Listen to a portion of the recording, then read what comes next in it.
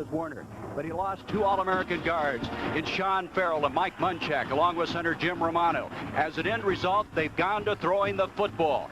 And it seems to be working very well, even though Joe Paterno is not very, I guess at this particular time, comfortable with it. Look at the statistics. Todd Blackledge, in 3 games, has tossed 12 touchdown passes. That's only 3 off of the seasonal record for Penn State.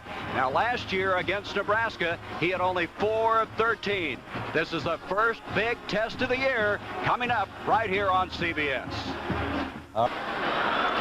Welcome to the Nittany Valley, State College, Pennsylvania, the home of Penn State, the 8th-ranked team in the country, playing host to Nebraska.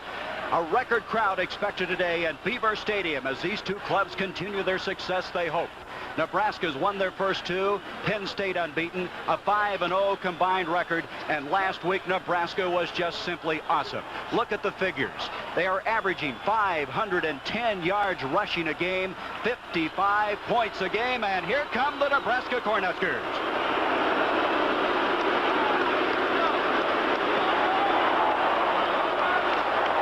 Nebraska losing last year 30-24 in Lincoln to Penn State. And here come now the Penn State Nittany Lions.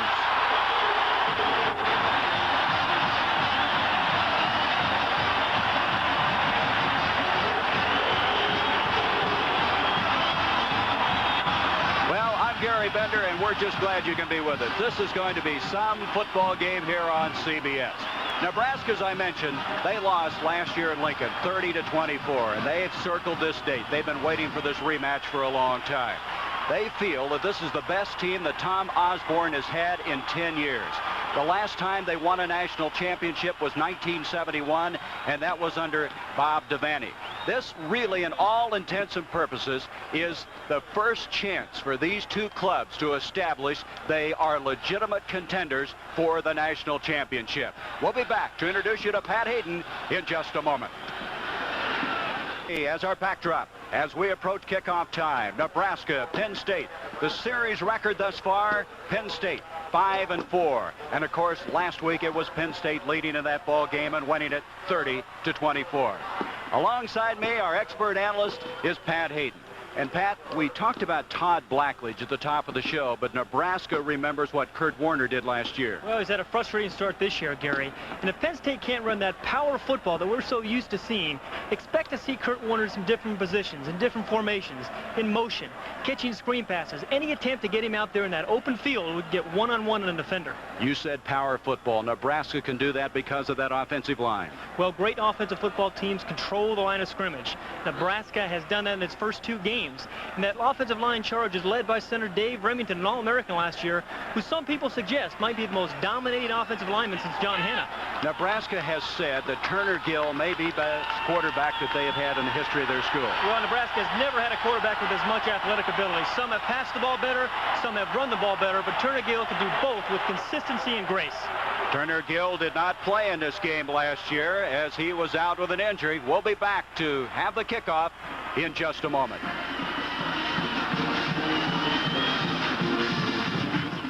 Look at the temperature. Beautiful day, 72 degrees. The relative humidity, 70% as this record crowd. They have been charged up all day long. Bill Parkinson of the Independents will be the referee. It's a mixed crew between the Big 8 and the Independents. As kicking off is going to be Kevin Seibel. Seibel from Vermillion, South Dakota, senior, and back deep is Tony Mumford, along with Kevin Bowell. The 10th meeting between these 2 clubs. It's a very short kick. And Bowell lets it go by him. Back is Tony Mumford, and he's going to be dropped at the 7-yard line. That was not an artistic success, but a very effective kick that time by Nebraska. And so Penn State will not get the field position they would like to have on their first series. They'll be marking the ball at the 7, and here is that backfield. Blackledge and Warner, they're roommates. Very good friends. John Williams has been moved to fullback this year from the running back spot. Garrity, an excellent wide receiver. Up front, Spiros was a starter at tackle a year ago. And Cons started at left tackle all last season. From the 7-yard line, the Nittany Lions. Todd Blackledge, he's just been superb in the early going. Kenny Jackson goes in motion. Blackledge off to Kurt Warner, and Warner will advance the ball for a pair of yards to the 9-yard line. Defensively, Nebraska's not sure what they have. They haven't been tested thus far. And one thing that concerns them, Doug Herman is out of there. He hurt a knee this week. As an end result, Rob Stuckey will replace him at the right tackle spot. All Big 8 Tony Felici at the right end. Dan Kroger along with McWhirter. They have depth as well as ability there. And there's a new secondary. 4 regulars graduated from last season. 2nd down and 8 from the 9. Williams, you can see, now going in motion, number 44. This is Kurt Warner. He's hemmed in, and he's going to get a yard, and that's all to the 10-yard line. And Pat Hayden, you suspected they might come out and go to Kurt Warner early. Well, they had to strike for some better balance, Gary. They've relied too much on Todd Blackledge early in the year. He has had a superb first 3 games, but they have to get some more production out of Kurt Warner this afternoon. 3rd down. Now, Todd Blackledge, in visiting with him yesterday, said they would come out, would not be able to throw the ball, but now with this field position, you wonder early if he will do that. 3rd down and 7. Garrity split out. Kenny Jackson also flanked to the bottom of the screen. Blackledge, he crosses him up, but that does not fool Nebraska. John Williams. Williams is hit by Jeff Merrill, number 74, and as he fired up from Huntsville, Alabama. He's one of the big nose guards they've had. Traditionally, Nebraska's had the quick men in the middle. And Joe Paterno not happy about his start offensively. And Tom Osborne, all 10 years, he's had his team ranked in the top 10. Back to kick is going to be Ralph Giacomero. Back deep, Fryer along with Jeff Smith. It's a short kick, and Fryer makes the fair catch. And with good field position is Nebraska. They set it up at the 46 of Penn State, a 36-yard kick that time. Offensively, well, Turner Gill, he makes things happen. Craig Rozier, what a 1-2 punch. Craig last year was also an I-back. They moved him to fullback, as Penn State did with John Williams. And up front, Remington.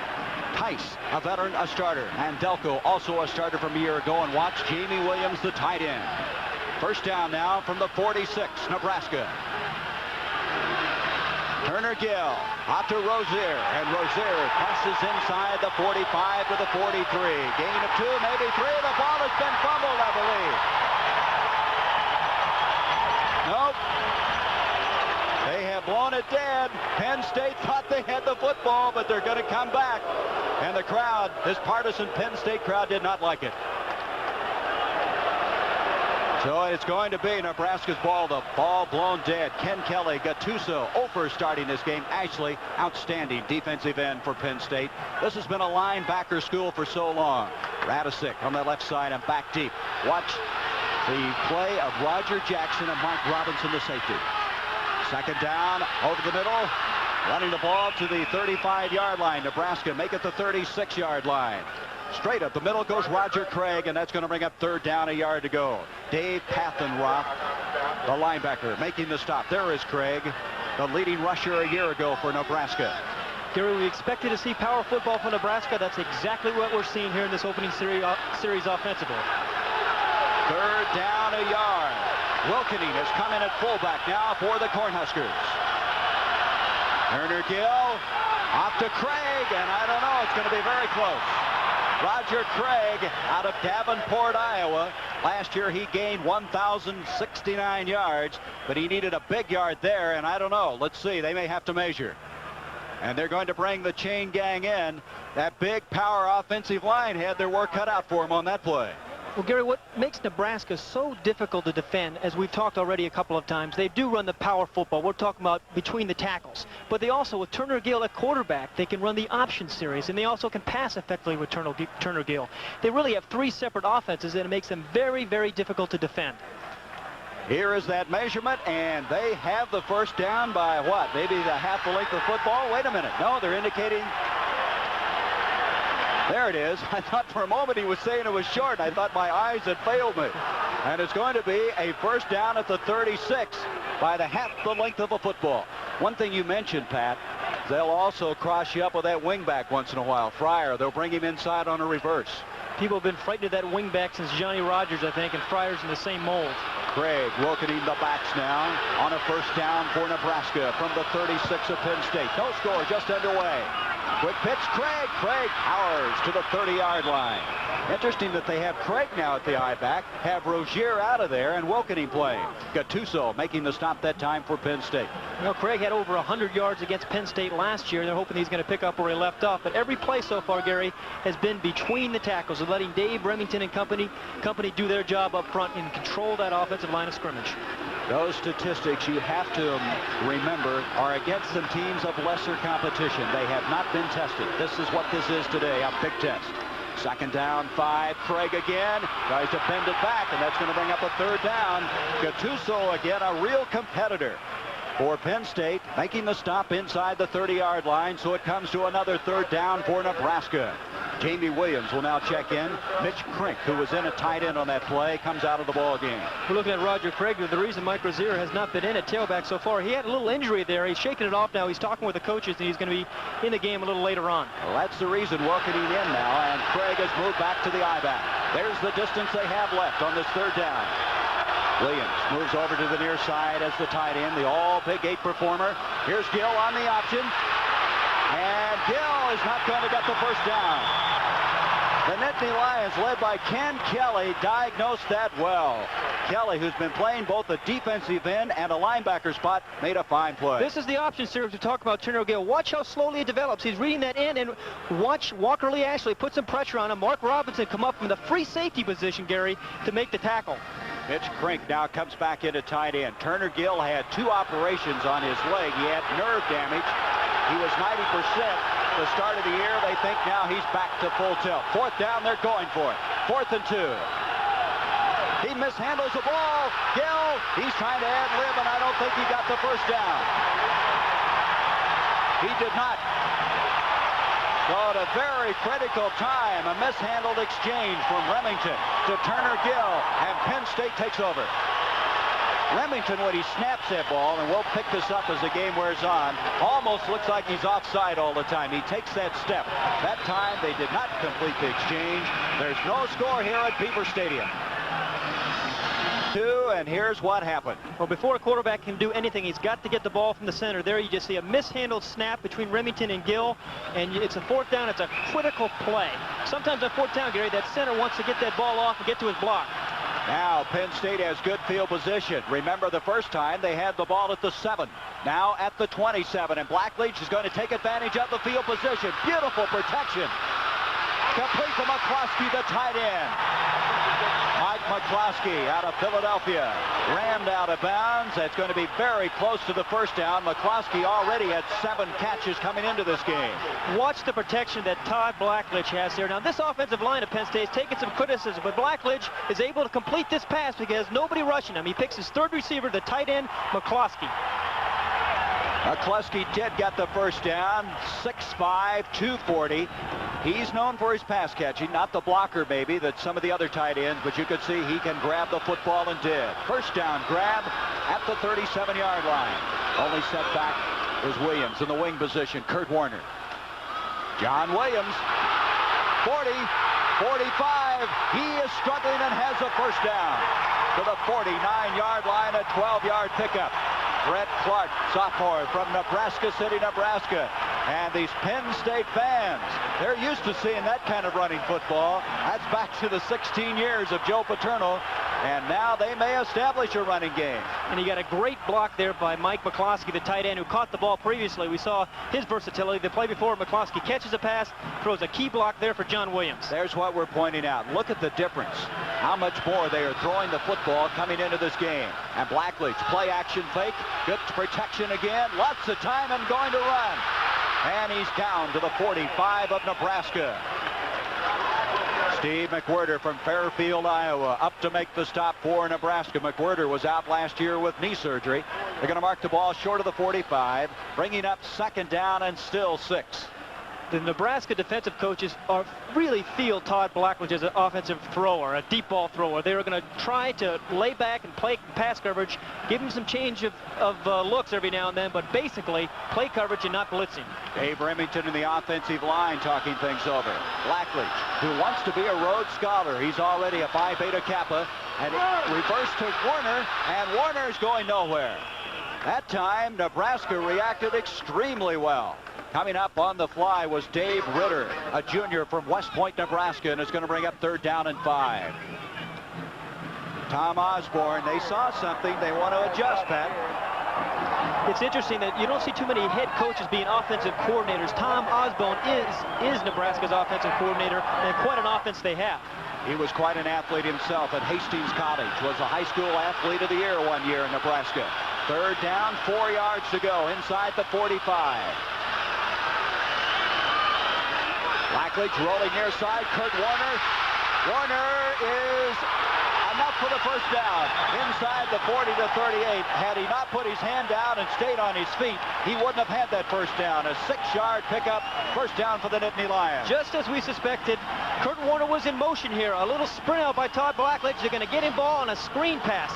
Now from here, he's on his hole. Great balance. He avoids a tackle there. Looking to put his hand to the ground and just enough to get the 1st down. Great field presence. From Wyoming, West Virginia, in the southern part of the state. He says when they go down to play West Virginia, they are really on his case. 1st down, Kurt Warner, a Heisman Trophy candidate coming into this game. In motion to the top of the screen. You can't see him this time as Jackson. Here is Kurt Warner, and Warner advances the ball to the 35-yard line. I think it's so remarkable. Penn State not able to run the ball, but they come to a big game against a fine football team, and they're running the ball like days of old. We're going to look here at Toby Williams, the defensive tackle for Nebraska. Now, somebody gets to his feet, but he gets right back up, steps into the hole, and makes the tackle. The amazing thing about Williams is a walk-on, but he runs a 4.8 40 and bench press is 350 pounds. And his brother was Jimmy Williams, the All-American, now playing for Detroit. From the 35, 2nd down, 7 yards to go. Receivers to the top. Jackson, bottom is Garrity. Blackledge on the play action on 2nd down. Again, all kinds of time. He hits Garrity. Garrity inside the 25 to the 21. 1st down. 13-yard pickup. Dave Ritter getting back from his defensive end spot. Made the tackle. And Pat, they are mixing it up. They are really showing diversification. Play action fake. You see people bite there on Kurt Warner. A crossing route, which is a great call versus a zone. Garrity beats the zone for another catch and a 1st down. He has a remarkable strings of catches and 1st downs. Greg Garrity, last week he moved ahead of his father in career yardage in receiving the football. He told me his father was a better receiver. He just said that because he knew his dad would be watching today. 1st down, 10. Jackson in motion to the bottom. Blackledge, 3 of 3. Flag on the play. Blackledge over the middle. Jackson, that's a touchdown, but let's see what the penalty flag's about.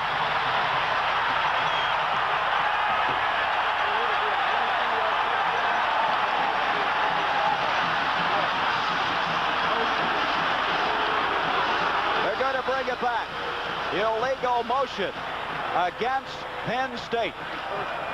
And I believe Kenny Jackson was the man who was in motion. Of course, the receiver is allowed to move in motion behind the line of scrimmage, but he began to move forward before the snap count. A very costly penalty. That looked like the 13th touchdown of the year for Blackledge. Let's listen. Illegal motion on the offense. 1st down. And so they'll have to retool now. Very costly penalty, makes it 1st and 15, but was Jackson open on that? He was at least 7 yards behind the defensive secondary. A nice touch by Blackledge. No, Nebraska has never been scored on in the 1st quarter. Actually, they haven't been scored on except to the 4th quarter. Nebraska has annihilated the first 2 teams, and they were concerned. They did not know how good their defense would be, and now they're finding out they have a chore ahead of them. 1st and 15. That's Williams jumping into the wing spot. Kurt Warner, the running back. Garrity, Jackson split out. 1st and 15. Going to set up the screen. Warner can't get it. He was hung up that time by the on-rushing defensive line. That play never did materialize. Had he made that catch, he had some running room. Warner's caught 10 balls this year. They have not been able to use him well as a rusher, but he is a very good receiver, and it's good coaching when you're doing that. When you can't get the ball, your home run hitter, the ball in the backfield 30 times, what do? You give him the ball in screen passes and short passes.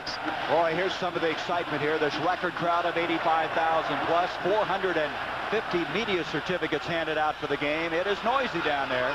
2nd and 15. Jackson, Garrity split out. Blackledge. Play action. Again, protection is there. Breaking down now. He is going to be thrown for a loss. He got rid of it. Falling down, that shows you how strong Blackledge is. Toby Williams was a big man himself at 6'4", 255. Was dragging Blackledge down when he got rid of the football. There's Williams. He had a liver ailment last year that slowed his progress. The year before, he was the Big 8 Defensive Newcomer of the Year. 3rd and 15. 10th play now, this drive. The drive starting from the 28-yard line. Blackledge, whose father now is a coach for the Pittsburgh Steelers, former head coach for Kent State. 3rd and 15. 2 receivers at the bottom this time, Garrity and Jackson, and we may have an offside. Back to throw is Blackledge. This is Garrity. He's got another one inside the 10. He's going to break it in, but I believe Penn State's offside, and that's going to be twice. They've had touchdowns called back. And Joe Paterno must be pulling his hair out now. It looked like the tight end, Mike McCluskey, and that's what it is. Oh, what a way to start a big football game. Mistakes, and that's not characteristic of this man's team. No, he's the crowd now is bothering him? No, I think he's trying to keep his composure, trying to keep his team here together. If he can get just a few yards here now, it's going to be a long way for a first down here, maybe 3rd and 18, 19 yards, Gary, but if he can just get 10 of those back. Illegal motion on the offense, 3rd down. He's in great field goal position. The key here is for Blackledge not to get caught for a sack or turn the ball over. That's a migraine headache. I believe that Paterno's really trying to get that crowd to quiet down when he was windmilling his arms. Evidently, they've missed that snap count on 2 occasions, 2 penalties, bringing back 2 touchdowns. It's now 3rd and 20. The ball at the 33. Again, there's Paterno. He's saying be quiet on that side. He's trying to get the cheerleaders to quiet him down. Boy, this crowd is at an edge right now. That's Jackson. Starting one way, coming back. Blackledge back on 3rd and 20. Williams puts pressure on. McCluskey, he's out of bounds. McCluskey had the ball at the 10, but they'll bring it back. It's 4th down. Blackledge is just throwing the ball superbly. Well, you notice, too, that he threw the 3rd different receiver on 3 successive plays. Here's McCluskey. You can see him make a great catch, but he just can't quite get his feet down inbounds. Got to just have one in, but that time neither. And this is going to be Massimo Manca, a freshman from Reno, Nevada. A 50-yard attempt. This is his first from this distance, and thus far he's 5 of 6 for the year. Manca has enough leg on it, and it is no good. It is wide of the mark. And so a mistake-riddled Penn State team loses an excellent opportunity to get on the scoreboard. 2 touchdowns called back. A missed field goal, and Nebraska comes out of there unscathed. They've got to be very happy about that. Well, Nebraska was concerned about that defensive secondary, and with good reason. We've seen why. So Nebraska will regroup defensively. They bring the offense on the field. There's no score. 5:51 of the first quarter.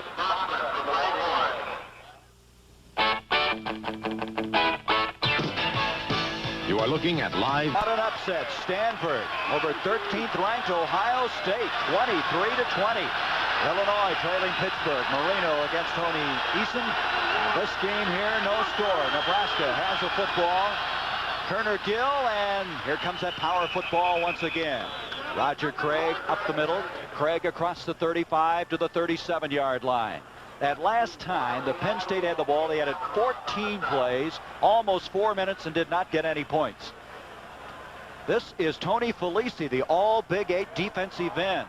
Felici from Omaha. Looks like he may have taken a blow on the back of the head, and on the sideline waiting to come back in. 2nd down and 5.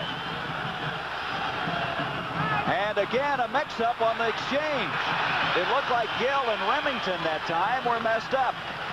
As an end result, they come up with the football, but they lose about a yard. 3rd down. Let's see, Pat, if we can figure out what's happening on this. Well, watch how fast Dave Remington's up. Looked like it was a mishandled snap because Remington missed the snap count. He was off a little too quickly and left the ball there on the ground. Well, you know, he anticipates the count, and that time it backfired on him. Well, maybe this crowd noise is affecting him. 3rd down now. 5 yards to go. Todd Brown split to the bottom. Turner Gill rolling. He's going to keep it, and he's going to advance to the 41, and that looks like a yard short of the first down. That's Scott Radisek out of Pittsburgh, Pennsylvania, the linebacker over. They may measure. It may be closer than we originally thought. Turner Gill that time letting his blocking form ahead of him. But, Gary, he still had trouble with that exchange between he and Remington. He was fumbling it as he was rolling out, so there was definitely a problem there.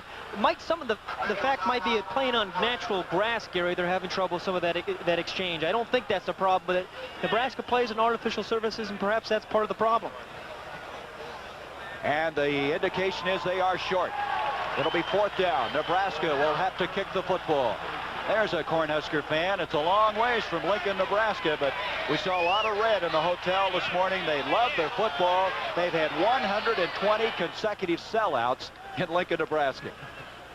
So the measurement indicating a 4th down. Grant Campbell will come in and kick now for Nebraska.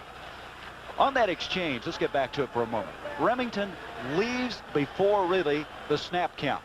Now, evidently, he's just even a little quicker today because on 2 exchanges, he's been out of there and he's left the ball on the ground. Well, it looks on the last one, Gary, that not only did he leave early, there was just a miscommunication. I think he missed the snap count, or Turner Gill missed the snap count. But if they're going to have any sort of balance here and semblance of getting an offensive game plan going, they're going to have to get that corrected. Grant Campbell is averaging 44.3 per punt out of Southfield, Michigan. He'll be kicking from the 23-yard line.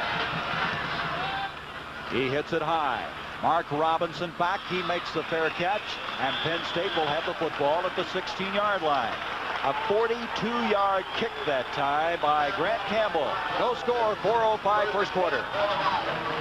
There it is. It's official. A record crowd. 85,304, and I might add a noisy crowd. And I'll tell you, CBS is glad to be bringing you NCAA football. This time starting from the 17. Earlier they started from the 7. The last time 28-yard line. This is Kurt Warner. They have Coles in at fullback leading the way. Todd Blackledge is just playing superb football for this team. And yesterday we asked him why he's a better quarterback. Well, I've improved a lot in my consistency. I've really learned to pick up my secondary receivers a lot better. I've learned to utilize my backs in the passing offense a lot better, and I'm just more confident as a quarterback out there. I have a better grasp on what we're doing offensively, have a better grasp of what I can do physically, and it's just been a situation where I've been able to go out and really just let loose and enjoy football and just play with my heart and just have fun, and that's been the key. Goes off to Kurt Warner. Todd Blackledge, that time on a 2nd down and 4, and Nebraska's Toby Williams was standing there waiting on him. It's 3rd down now, 5 yards to go. Warner now 6 carries, 15 yards. Todd Blackledge is a better quarterback, and Pat and I were so impressed in visiting with him. He really has poise, confidence. Well, you hit the nail on the head when you say confidence. So much of playing quarterback is confidence, and he's a confident young man right now. 3rd and 5, there he is. Young man out of North Canton, Ohio. Nebraska jumping around on this 3rd and 5. In motion goes Kurt Warner. Blackledge protection, breaking down. He's hit as he delivers. Garrity's got it. What a catch.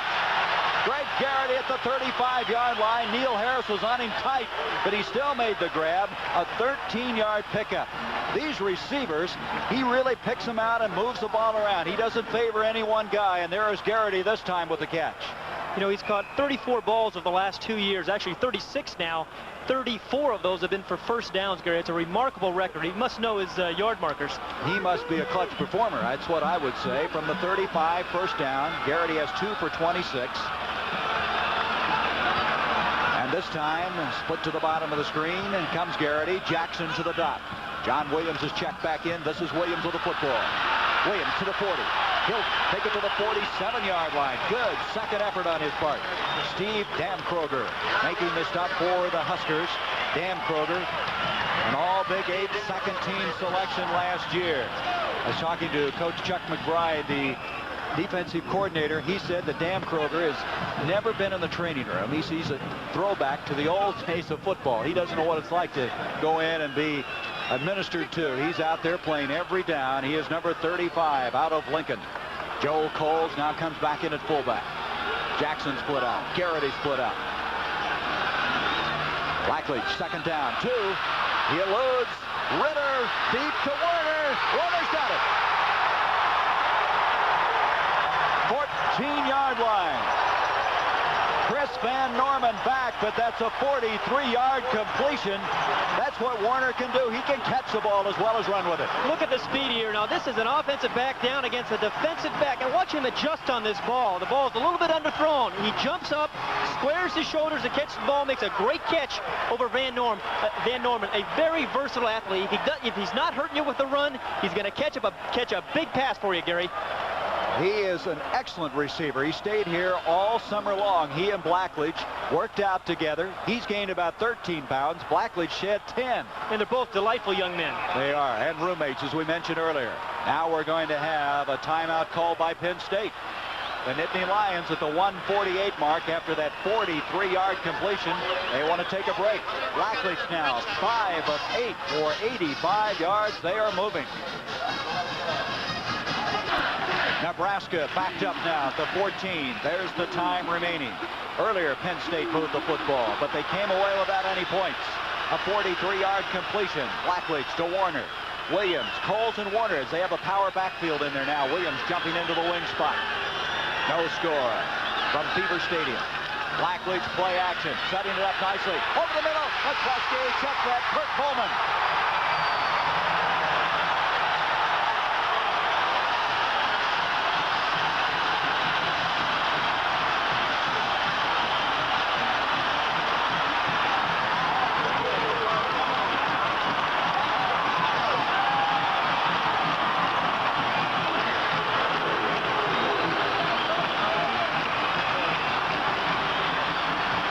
You know what's amazing about that? Kurt Coleman was an offensive guard in the spring. Can you believe that? And he caught a touchdown pass.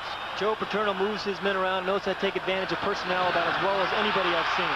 Manka on the point after. It's 7-0.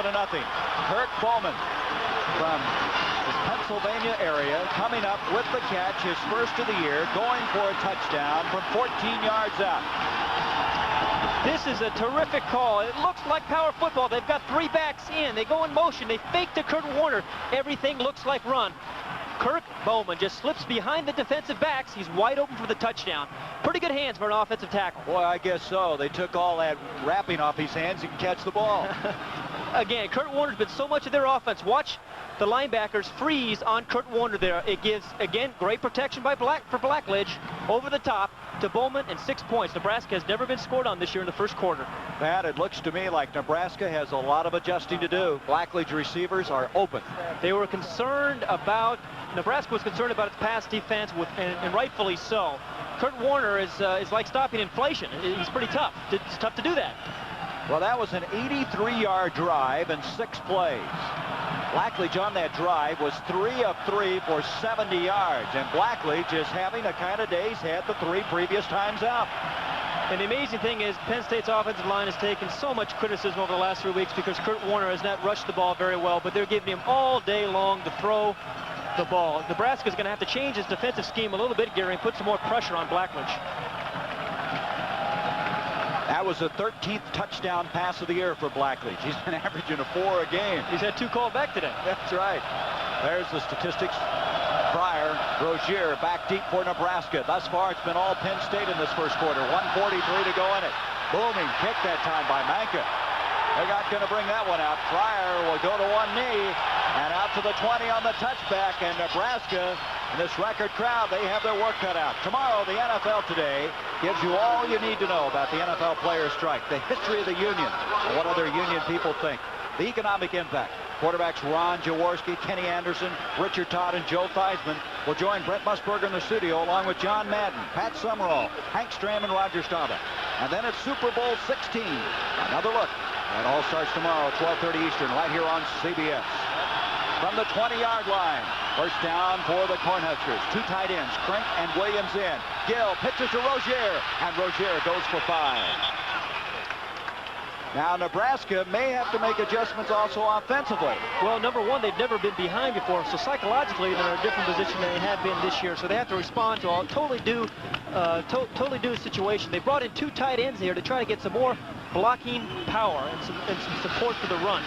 Nebraska has yet to throw the football from the 25-yard line, second down 5. Checking in is Ricky Simmons, number 7, to a wide receiver spot. Gill to Rozier. Look at the strength of this guy. Rozier from Camden, New Jersey, was hit, but he wouldn't go down initially. Greg Gattuso had a ride with him, and it's going to bring up 3rd down and 2. And Turner Gill may have to throw now. There's the man that scored the touchdown, Kirk Bowman. It's a long ways, folks, from offensive guard to tight end. Now, this guy made that transition. Okay. From the 28, 3rd and 2. Wilkeny now is coming at fullback. Let's see if they'll throw. Turner Gill wants to throw. Man wide open. 1st down, Fryer. And Fryer across the 45. He fumbled the ball. He fumbled the ball. And I believe Penn State has it. They do. Fryer trying to get additional yardage. Had it stripped. Mark Robinson, the excellent safety for Penn State, has it.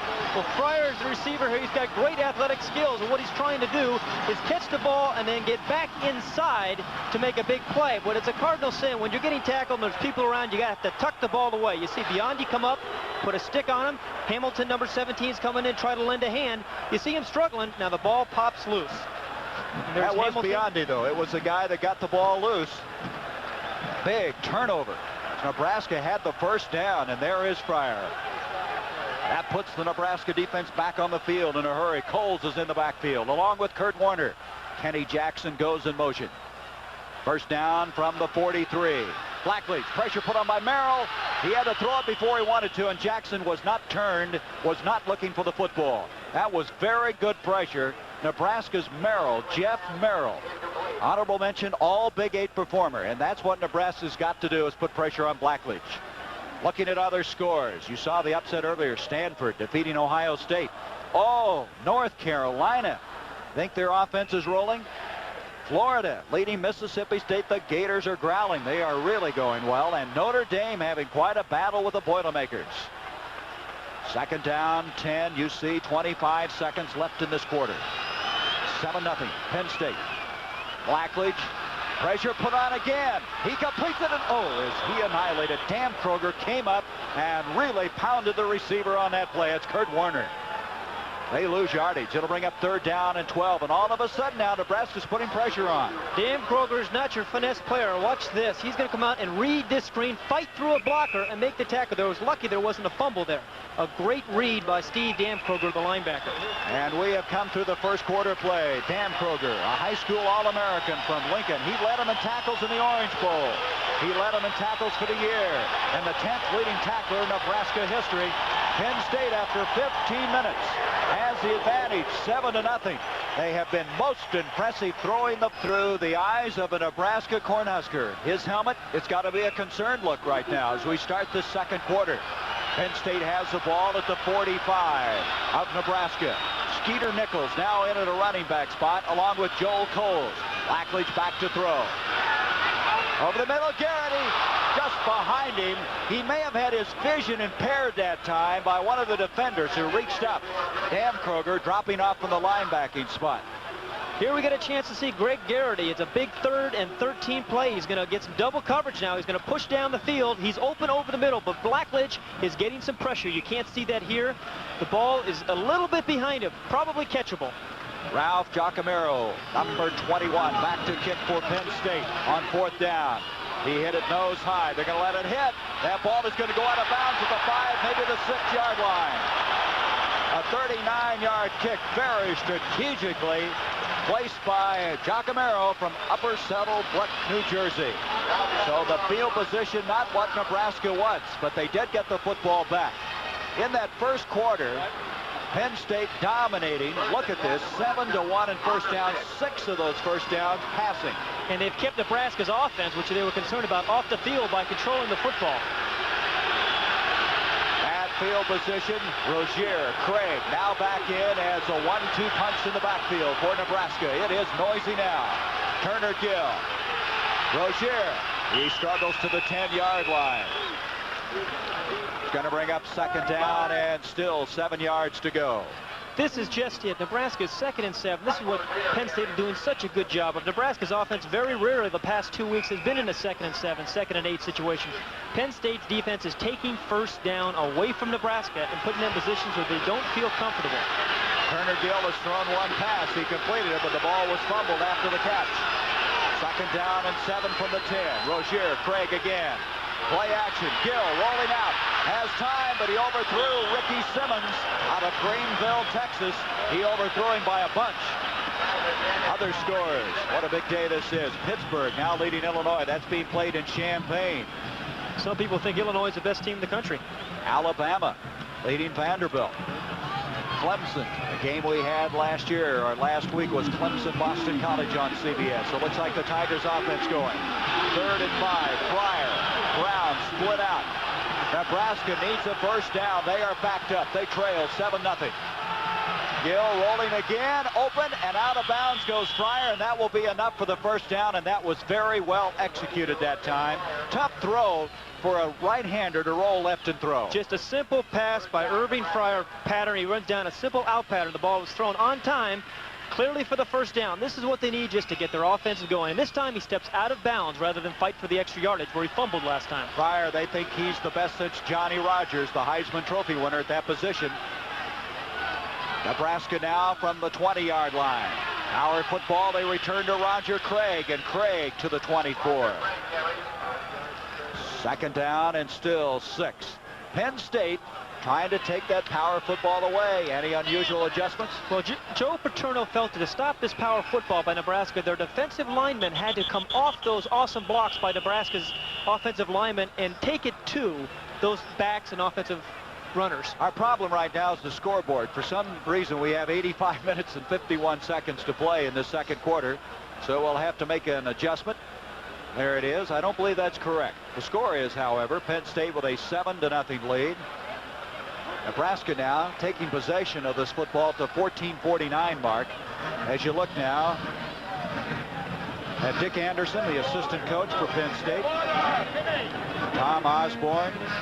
Osborne replacing Bob Devaney. This is considered to be his best team, and boy, he's had some excellent teams at Nebraska. But right now, his team is fighting an uphill battle. You get the feeling Penn State's going to throw the ball, going to be tough to stop, so Nebraska's got to get their offense going. A lot of people felt that this would be a high-scoring football game. Well, Nebraska has not put any of their skilled people, that's Turner Gill, Mike Rozier, or Fryer, really out in the open field where they can do some damage. They've got to pop somebody through that opening of Penn State's defense. Cletus Fisher in the background. There's the total plays thus far. Only 3 passing. They've thrown the ball effectively, but just haven't thrown that much. Now look at the difference here. That is a much better balance. In fact, that's the best balance they've had this year. And they've done both successfully. Joe Paterno, we watched their JVs play yesterday, and he went out there and he said, this is great football. He says, we don't have all the television cameras, the big crowd. We're just out here having fun. That's the way it should be, he said, yeah. The clock now, it's been adjusted.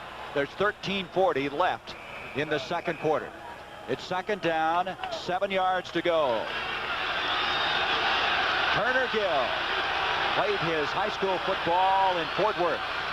Roger Craig, Rozier in the backfield for the Cornhuskers. This is Rozier, a flag on the play. He's got the corner, and he has a first down, but a penalty flag. Rozier, that's the first time they've gotten outside. Dan Biondi over to make the stop on Rozier. Rozier, the Big 8 offensive newcomer of the year. It's going to go against the Cornhuskers. That's the first Nebraska penalty of the afternoon. Came at a very inopportune time as far as Nebraska is concerned. Simmons comes in. Todd Brown will check out. Brown from Holdridge, Nebraska. Right now, you get the feeling that poise is something that Nebraska's really struggling for. Illegal motion, offense, second down. You're playing before this record crowd. You've seen Penn State dominate the first quarter. You don't have the field position. You're looking for a bright spot. Yet Nebraska has a very old team, a senior team. They really should respond to this kind of situation. Second down now, 10 after the penalty of 5 yards. Ricky Simmons in, split to the bottom of the screen. Gill's going to roll that way. He's waiting for Simmons to make his cut. He delivers it. First down. Good patience that time by Gill. He waited for Simmons. Simmons was there, and Nebraska has a first down. This is the same route that Irving Fryer run earlier. It's just a simple out pattern, and there's way too much cushion. You don't even see a defensive back. The ball was delivered on time. You cannot stop this pass unless you're willing to come up and support a little faster. Biondi is going to have to play a little tighter. Simmons last week caught a pass for 61 yards against New Mexico State, a 16-yard pickup. Gill now 3 of 4. First down, Gill on the option. Big hole, and Gill advances almost to the first down. The ball is loose again. And who's got this one? No determination yet. I think the Cornhuskers have recovered the football. They have. Nebraska has it now. They're very close to the first down. They're going to be just short, about a half yard. Here's Walker Lee Ashley, number 37. He's a defensive end. Now, he is a big man, 225 pounds. Watch him chase Turner Gill all the way across the field. He is their co-captain, the senior, the leader on defense, and you see why. He was out last week because of a shoulder injury, did not play against Rutgers. Nebraska's had 4 fumbles, lost 1. Now they have the ball at the 45, second and a short yard. Gill going to take advantage of it. And he hits the man over the middle. That's Todd Brown, and Brown has a first down, and Gill is now throwing the ball effectively. That's a 27-yard pickup. They had a down to waste there, second and a short yard, and they went for more. This pass is completed because of the great play-action fake and great protection. Look, Turner Gill has all day to throw the ball. Todd Brown comes in, jumps, and makes the catch. Turner Gill, I tell you, this team's not known for throwing, but Gill is throwing the ball effectively right now. He's 4 of 5, 67 yards. First down at the 29 of Penn State. 7-0. Penn State with the lead. Rozier cuts it, and he hammers his way to the 27-yard line. And now, for an NCAA Today report, let's go to Brent Musburger in New York. Gary, this was the comeback of the day. UCLA with the ball. Their quarterback, Tom Ramsey, and the Bruins were down 21-0 against Michigan. This touchdown pass will put UCLA ahead 24-21. They go on to win it 31-27. Era and I will have all the details at halftime. Back to you and Pat. UCLA winning in Ann Arbor. What a win that is for Terry Donahue and the UCLA Bruins. Rozier on a second down and 7. And he'll advance to the 21-yard line. Nothing fancy right now. Rozier running strong up the middle. We have 11 minutes, 12 seconds remaining in this first half. This record crowd watching a real struggle between two teams trying to find out if they're legitimate national contenders for that championship. And right now, it's third down 2 for Nebraska. They trail 7-0. Big play. Williams and Crink, 2 tight ends in. It looked like Nebraska might have moved. They did not. Gill, he mishandles the ball. Penn State has it.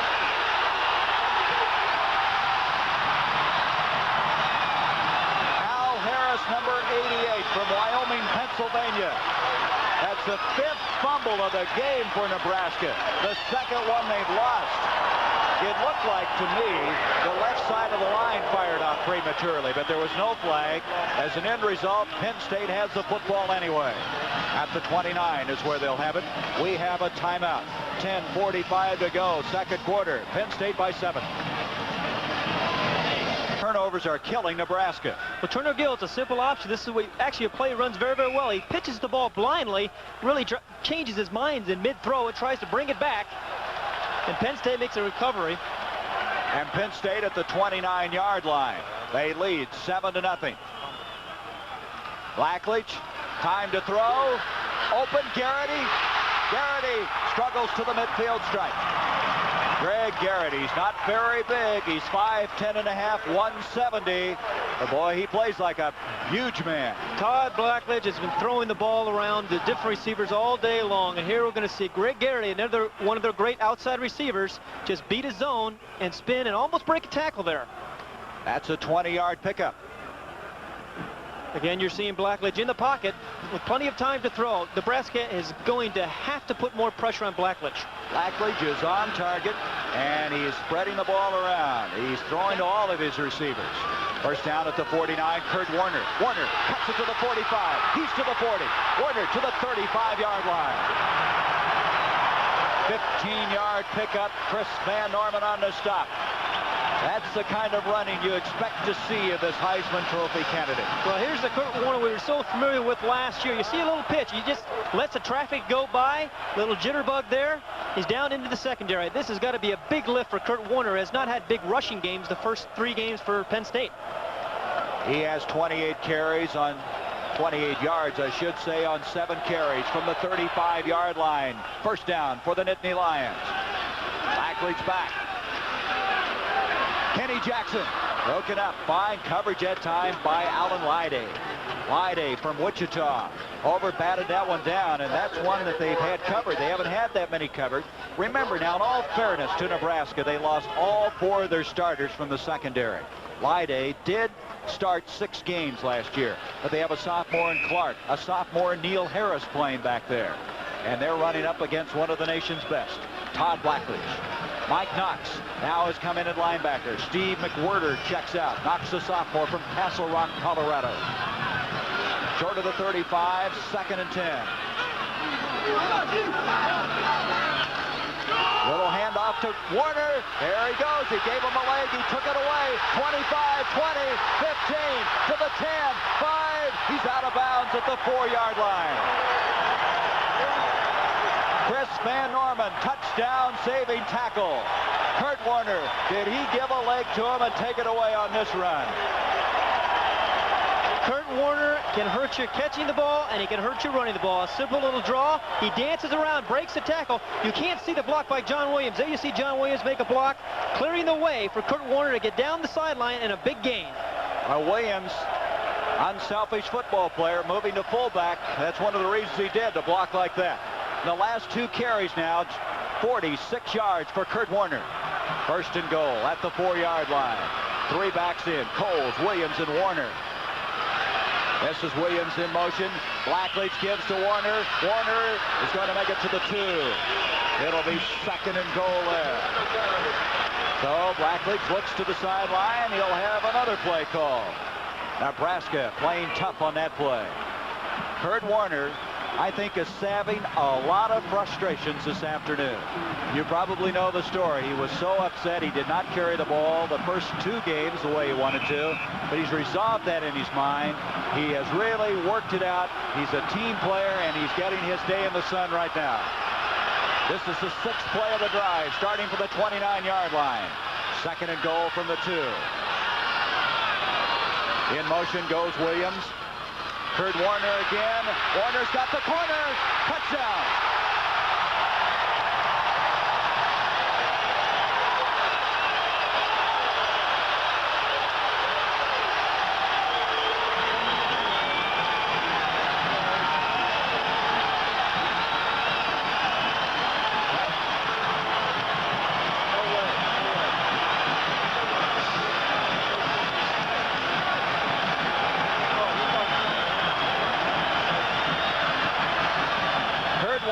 First touchdown rushing to the air. Manka to attempt the point after at the 8:51 mark.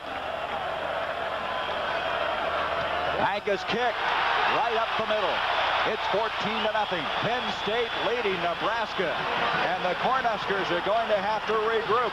Todd Blackledge, Kurt Warner. What a 1-2 effective punch they have been. This is a great call on a touchdown here by Penn State. It's the same formation that they threw up down by the goal line earlier in the 1st quarter. This time they give it to Kurt Warner. John Williams makes a great block for him, but Warner turns the corner into the end zone. On that drive, Warner carried the ball 4 times for 50 yards. 71-yard drive, Penn State by 14. Blue Band, they have something to really be excited about this last run in particular. Outstanding teamwork by the offensive backs of Penn State. You're going to see blocks by Coles, number 20, and Williams, number 44, clearing the way for Kurt Warner. These guys can share it with one another. It's very impressive. A great team concept here by the Penn State team. Well, Coles, you know, broke his leg last year. He's battled back. There's Kurt Warner. Oh, he's got to be excited. He has come back to what he's been doing in previous years. 14-0. Manka kicking off, line drive. Rozier. Hey, they're going to throw the ball to Fryer. Fryer has an alley, and he brings it out across the 20 to the 24. A little wrinkle. A new wrinkle that time by Nebraska. Didn't get all that much yardage. But they're trying to make something happen. There was a saving tackle. Nebraska always has something like this in their game plan. You see Rozier throw the ball back. Here's Irving. He's got a wall set up in front of him. You can't see a saving tackle here. It knocks him out of bounds. Otherwise, he might have scored. Excellent reaction that time by Penn State. Working now in the backfield along with Rozier. First down at the 23. That's where they mark it. 14-0 Penn State. Turner Gill rolling. Todd Brown. Todd Brown had gone just about to the front end of that 1st and 10 marker. That'll bring it up 2nd and 10. So you can see the complexion of this game has now made Nebraska go to something they do not want to do, and that's throw the football that much. But they've been forced into that posture. Brown comes out. Ricky Simmons comes in. Nebraska having to play catch-up football, an unfamiliar role here in 1982. Rozier welcoming him in the backfield. Here is Rozier. Got a block, but not enough. Out to the 26. Some real hitting going on now. Brad Johnson threw the block. Radisek coming over from the linebacking spot. Oh, Vanderbilt, they throw the ball well, and they are coming back in that game. Connecticut leading Yale 17. Now that's a final, 17-7. Brad Johnson in at center. I wonder if Remington has some problems or they've just made a change there.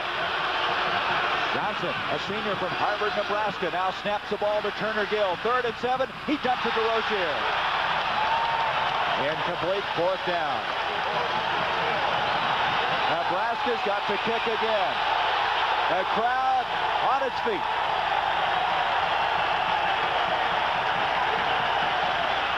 The record of Joe Paterno here in Beaver Stadium is 80-14. And there's been many teams that have been ambushed, and Tom Osborne right now really with an uphill struggle. Campbell the kick. Last time 41 yards. 7:58 remaining in this first half. Bow is back deep. He's the deep man. Kenny Jackson the short man. There they are. Momentary delay as they get a new football in. That's one thing a lot of people don't realize, Pat, that you can choose the football you want to use. You can bring one. The NCAA today at halftime. Brent Anera and also Eddie Robinson is going for his 300th win tonight against Florida A&M. Big rush. Campbell had a bad snap. He gets it underway, and that's not a good kick. Campbell's lucky to get that ball away. Biondi came storming through and almost got a piece of it. And so they record the points here. The Lion being tossed into the air. Penn State 14-0. Statistics on this game. Penn State 14-0. This drive, boy, they could really get some distance between themselves and the Huskers. They get something here. On the 45. Todd Blackledge to John Williams. Has the corner. To the 50. He fumbles the ball. It went out of bounds, and they got a first down because he fumbled it forward past the front end of that chain, and everything's going well now for Penn State. When it rains, it pours. What about adjustments now? What's Penn State doing offensively that's really got Nebraska on the ropes?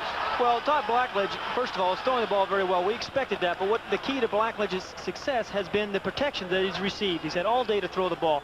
Nebraska has to find some way to put some more pressure on him. They're still struggling. Sometimes they're blitzing people. Other times they're dropping in coverage. They have to find the right mixture to get to Blackledge. First down from the 45. NCAA football right here on CBS, and Penn State impressive in this first half of play. Blackledge play action on first down. Protection there again. Broken up nicely. Reaching up was Mike Knox. Knox is just sophomore from Castle Rock. He was the only freshman to letter last year for Nebraska. He may be their strongest linebacker, a high school All-American and a two-time state wrestling champion.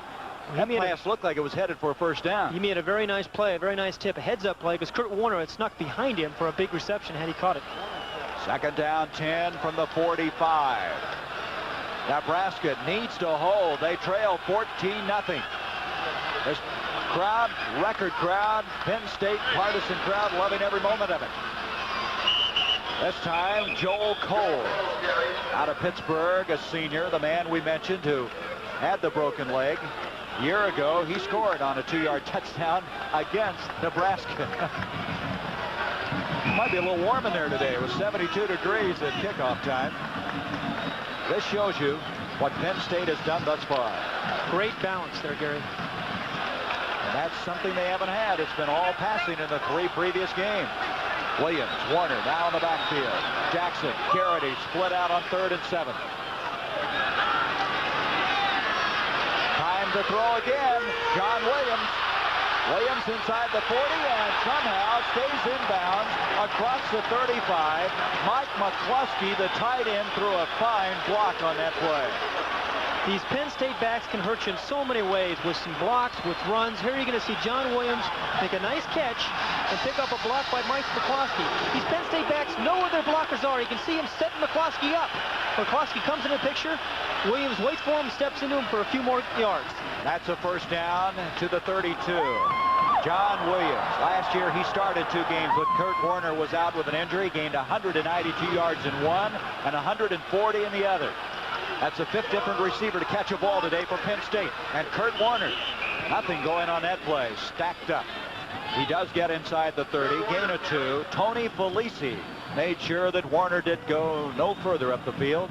Inside the 30. Second down. You mentioned that Blackledge has thrown the ball around. We have not heard too much of Kenny Jackson today, number 82 for Penn State. He's their flanker, been their leading receiver. I expect to see a little bit more of him this quarter. You can see some red all the way from Lincoln, Nebraska. Is this some panoramic view? College football. Inside the 30, second down and 8.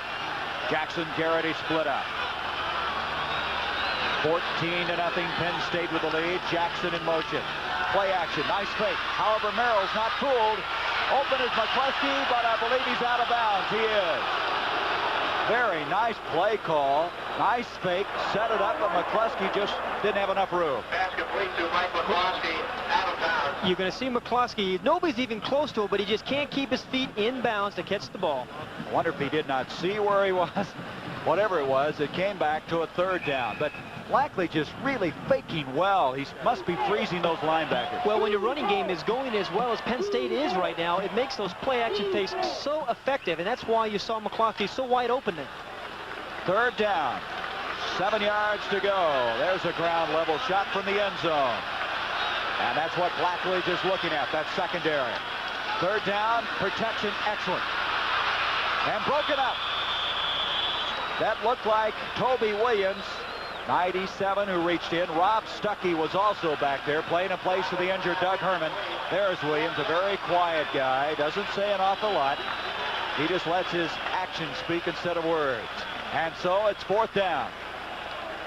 5:43. That was an important stop. A field goal attempt coming up. This will be a 47-yard attempt. Manka missed a 50-yarder earlier. Came into this game 5 of 6, now 5 of 7. Strang to hold. Manka didn't get it up that high, and it's no good. Nebraska still very much alive in this football game. That could have been a big drive had Penn State gotten on the scoreboard. Nebraska twice now has forced Penn State to miss 2 field goals. We'll be back in a moment. The time left in the first half. The NCAA today at halftime. Joe Paterno's team with that 14-0 lead. The Big Red Machine not rolling yet. They have 58 yards rushing after averaging 510 a game. Roger Craig out to the 33. An offensive line has their work cut out for him, but Penn State has, through the years, played that hard-nosed football. In fact, we were talking about this start of the game, Pat.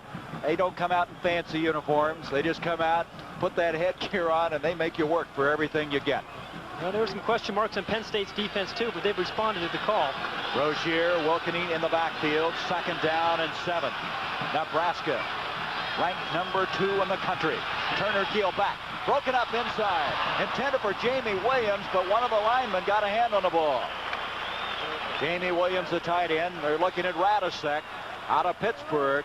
They think this man's just an excellent athlete, and they think he'll be as good a linebacker athletically as they've had. He just hasn't put it all together yet. He's a great pass defender. I think he got a hand on Turner Gill's pass there. Third down, 7.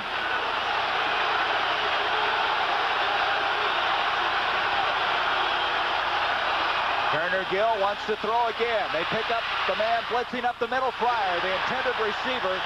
He couldn't clear. It was all congested in the interior, and as an end result, it's fourth down. You're going to see great coverage here by Penn State's defensive backs. It's man-on-man coverage. Roger Jackson is running with Fryer all the way across the field. You see him step in the ball. The ball is a little overthrown by Turner Gill. pick the ball will be Grant Campbell. Did you see Remington pick up Ashley? Ashley came in from that defensive end spot, and he picked him up. Campbell to kick. Last time almost had it blocked. This time he hits it very well. Bow is back at the 23 for Penn State.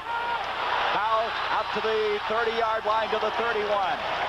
Penn State with 4:45 to go in the first half. A 9-yard return, a 45-yard kick that time by Grant Campbell.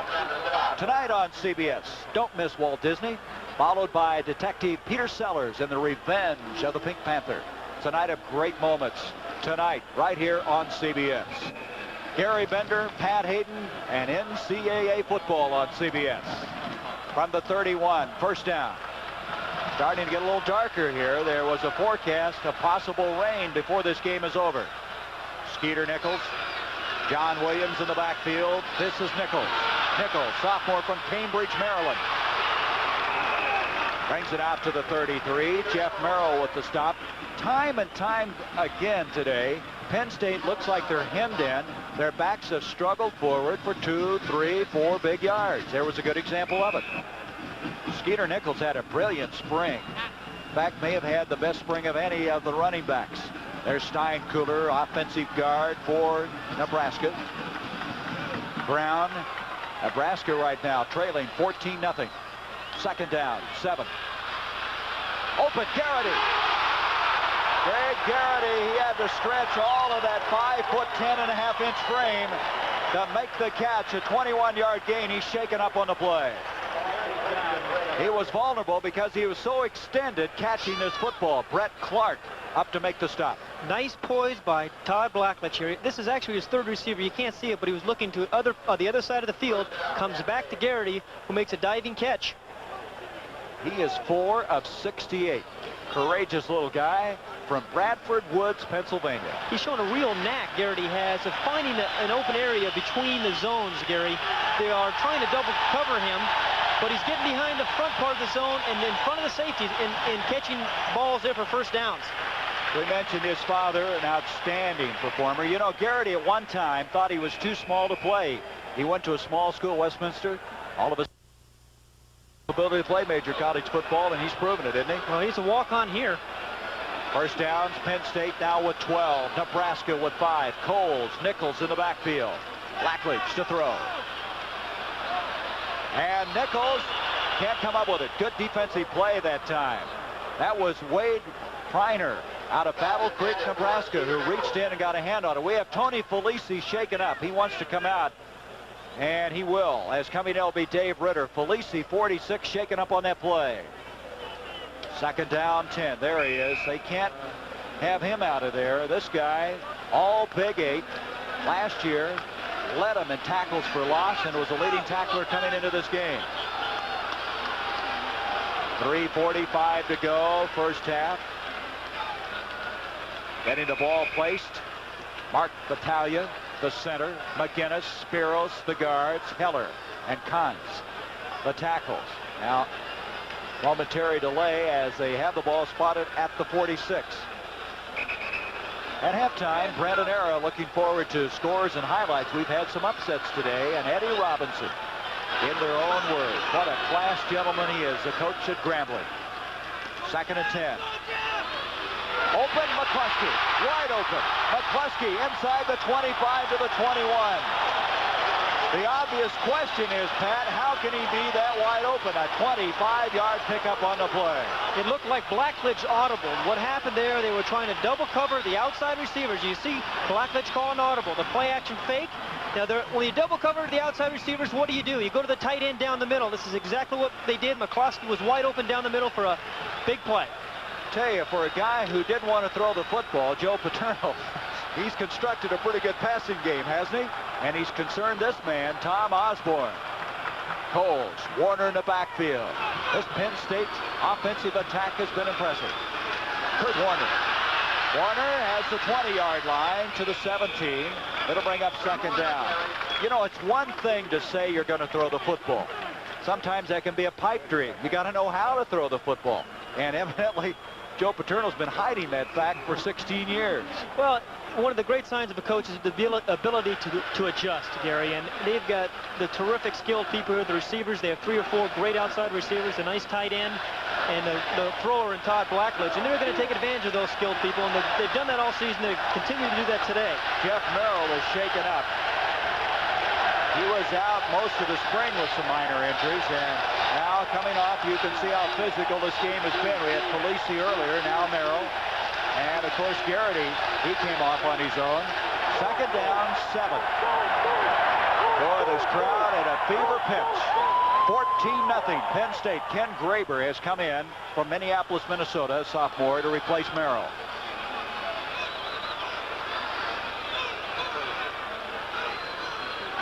Blackledge on 2nd down to John Williams.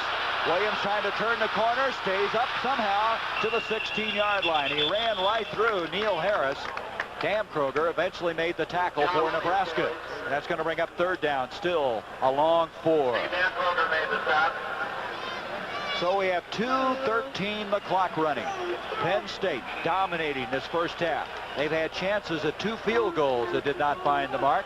Penn State coming in here, great balance. Tom Osborne, his team has been backed up all first half long. 7th play in this possession, starting from the 31-yard line. From 3rd down and 4, Warner broken up, almost intercepted. Good coverage that time. Flying over there was Jim Murphy from Lexington, Nebraska.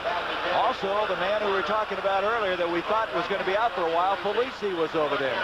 So evidently that arm injury didn't detain him that long from coming into the game. Great job by Polisi. He was not fooled. They were trying to get Kurt Warner isolated on Polisi down the sideline, but Polisi falls back in coverage, and he makes a pretty good play here. You can see him come up. He almost had the interception. He had hurt that arm a little earlier. That might have prevented him from intercepting it. 3rd field goal attempt of the day. This is a 33-yarder by Manka. This kick is a knuckleball, and he's missed 3. The freshman from Reno, Nevada. Shaken up on that play was Leidy, who came in trying to block the field goal attempt. Leidy down at the 23-yard line. So Manka has had field goals in this game of 50, 47, and now 33 yards. Not find the mark. You're going to look at Alan Leidy, a defensive back. You're going to come flying in and trying to block this ball. And he's down here. It looks like he hurt his knee. And there's a reaction from Manka. You think he's happy about things? Looks like after I missed a putt somewhere. You know, we're looking at Leidy come off the field, Gary. This is a man that really Nebraska cannot afford to lose. He's their best defensive back, plays corner for them. And with their defensive secondary the way it's playing right now, this is a very critical injury to the Nebraska defense. Out of South High School in Wichita, he's a transfer from Texas Southern. The state wrestling champion, believe it or not. You wouldn't think the defensive back would wrestle, but he has. So Nebraska still very much in this ball game. Rozier, Wokening in the backfield. 1:45 to go until halftime. Turner Gill back. Todd Brown, and Brown has a first down catch out to the 40. Gill that time with a 20-yard completion. Biondi over to make the tackle. 5 of 10 for Turner Gill. This gives you an idea how they've been backed up. The longest drive, 9 plays. And that was that fumble. What a big turnover that was in this game at this stage. Joe Paterno talking a little defense now. First down from the 40. Gill to Ricky Simmons.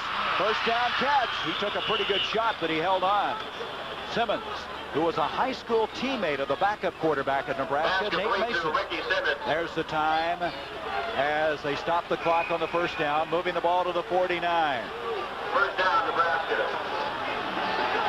Browns put to the bottom. Nebraska moving the ball effectively now.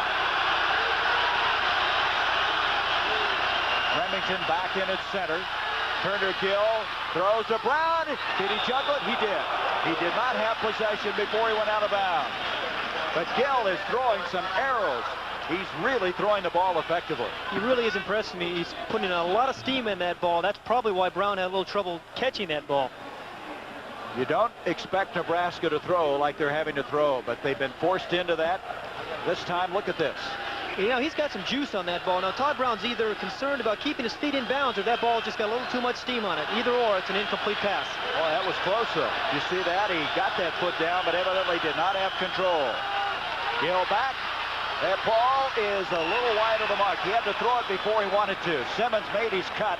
The ball was just a little bit wide of the mark. But pressure put on that time by Penn State. That'll come to a 3rd down, 10.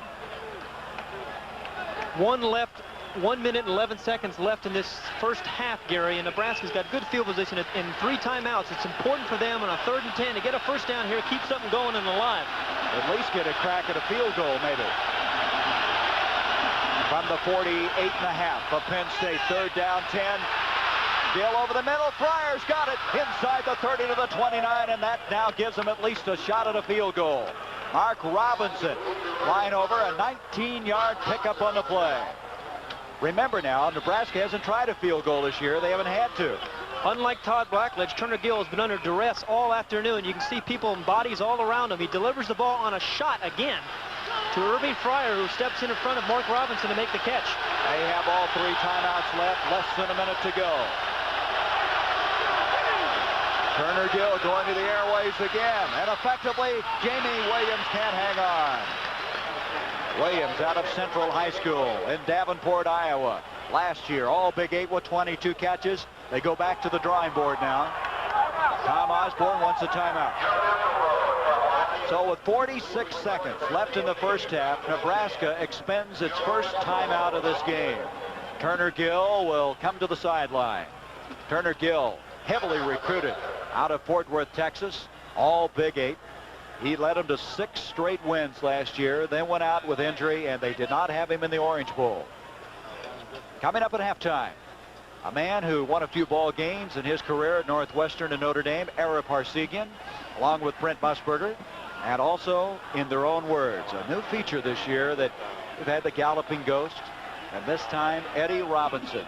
A big moment for the Grambling Tigers, as tonight Eddie could win his 300th game. Gary, I've known a lot of people who have come out from Grambling and played with some of those players, and they all speak so very highly of Eddie Robinson. I think they feel like they've been better men for having played for Eddie Robinson. A few guys in the NFL that have done very well coming out of his coaching. Turner Gill with 2 timeouts left. 2nd down, 10 from the 30-yard line. Crowd now having a shouting contest from one side of this magnificent stadium to the other. 117 yards for Gill. Rozier, Wilkening, now in the backfield. Todd Brown's put to the bottom. 46 seconds left in this first half. Turner Gill back, look out. He's under pressure, got it off to Fryer. Fryer breaks it, he's going to take it in, touchdown. What a courageous throw by Turner Gill. He was plastered. He never saw who hit him. He's getting up, he has his helmet off, and he's checking to see if all of his parts are still with him. As Fryer just made a fine move to get in for that touchdown.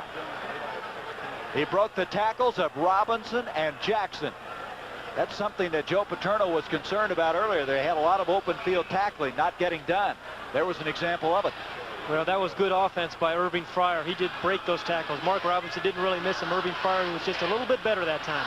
And that puts Nebraska right back in the picture. Kevin Seibel, point after attempt on the way. 14-7. That drive, 80 yards in 7 plays. And Pat, it was done the way you wouldn't expect a Nebraska team to do it. Finesse and throwing the ball. Watch the courage of Turner Gill. He knows he's going to get hit. He unloads the ball. He really gets kissed there. Finds a way to get the ball to Irving Fryer. Now watch Fryer give us a little effort. Runs over 2 Penn State defenders into the end zone. 2 outstanding individual efforts by the Nebraska Cornhuskers. I think you're right. Fryer just wasn't going to give up. I think he still remembers that fumble early in the game, which hurt him. There's Gill. He may have taken a shot to the chin. Boy, he got plastered. They hurt a lot more when you don't throw touchdowns now.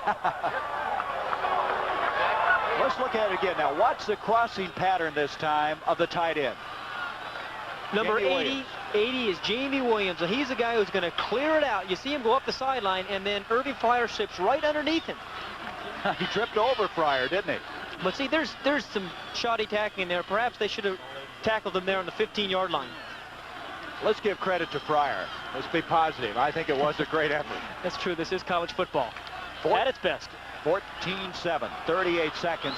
Nebraska, all 80 yards on their drive through the airways. And if you wondered whether Turner Gill can throw the football, I think you know he can. Boy, what a change this is as we come to the last seconds of this half. Seibel kicking off. Bow and Mumford back deep for Penn State. This is going to be Bow. Bow from the 5. 15.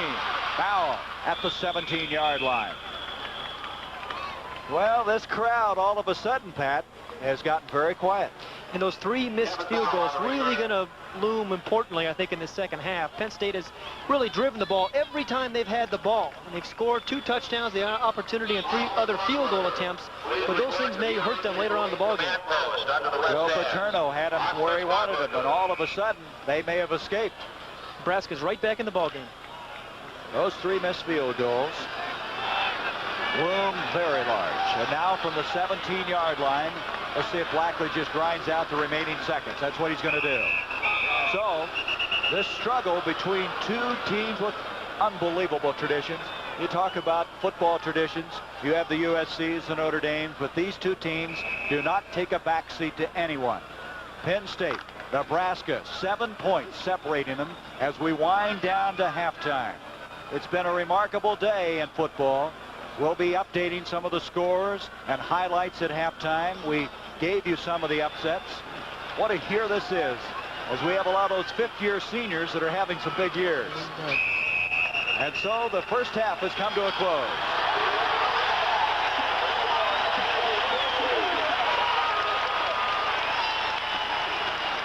So our score at halftime, 14-7. Penn State, who led 14-0 at one stage, letting Nebraska off the hook. And Nebraska moving 80 yards in the air to score. And let's take a look now at the scoring. Bowman, the tight end, 14-yard touchdown pass. Kurt Warner, his first rushing touchdown of the year from 2 yards out. And that 30-yard pass completion from Turner Gill to Irving Fryer.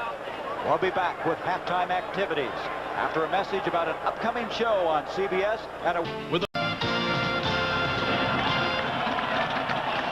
second half ready to go. You can see it's 4 degrees cooler than we started this game. Relative humidity the same. It's a little darker, however. Clouds starting to form as we should have quite a second half. Penn State with a 14-7 lead as we start the third quarter. Panka will be kicking off. Back deep, Fryer along with Rozier. The crowd on its feet. Panka, and we're underway. Second half, he powers one. Fryer back deep, and he won't bring that one out. The touchback to the 20-yard line. Looking at this first half, Pat, I'm surprised how even the statistics are. Early, it was Penn State, but you see total yardage, not that much difference. Well, the statistics don't reflect, Gary, is the times that Penn State has missed the 3 field goals. They had a touchdown pass called back. Penn State really could have put this game away in the first half. They did not do so. Penn State, you can see time and possession led there. The 2 turnovers very costly to Nebraska. Rozier, Wilkening, the 2 running backs from the 20-yard line. Turner Gill gives off to Wilkening, the fullback. No gain on that play. Let's check now the starting 11s as we begin this third quarter of play. Nebraska, Gill, who had a very fine first half. Rozier and Craig were shut down. They had a tough time running the ball. Fryer, that remarkable 30-yard touchdown catch. Williams, he had 1 catch that he couldn't hang on to. They've been alternating at center. Remington along with Brad Johnson. Gill in the first half was 8 of 16, 147 yards. Back to throw on second down.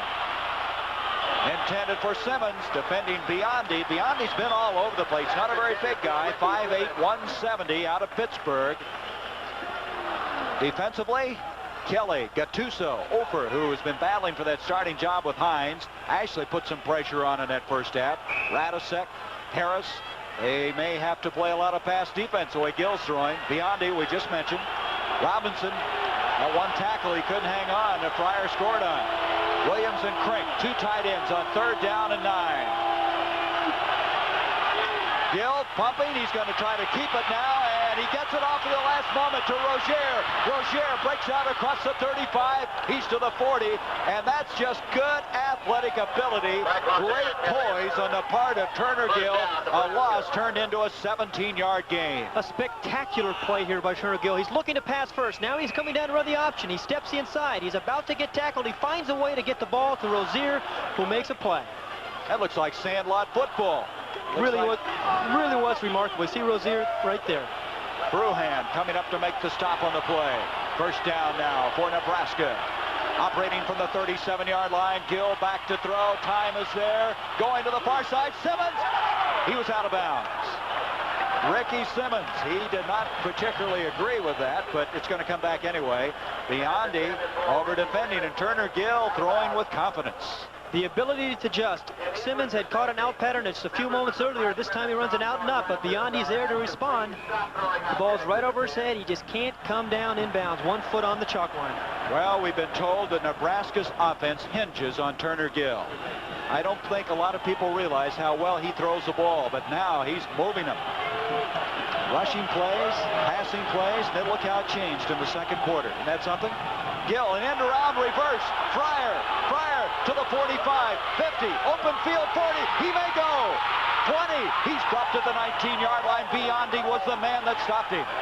He came from the far side of the field. Robinson also there. A 45-yard gain on the play. It's a first down at the 18.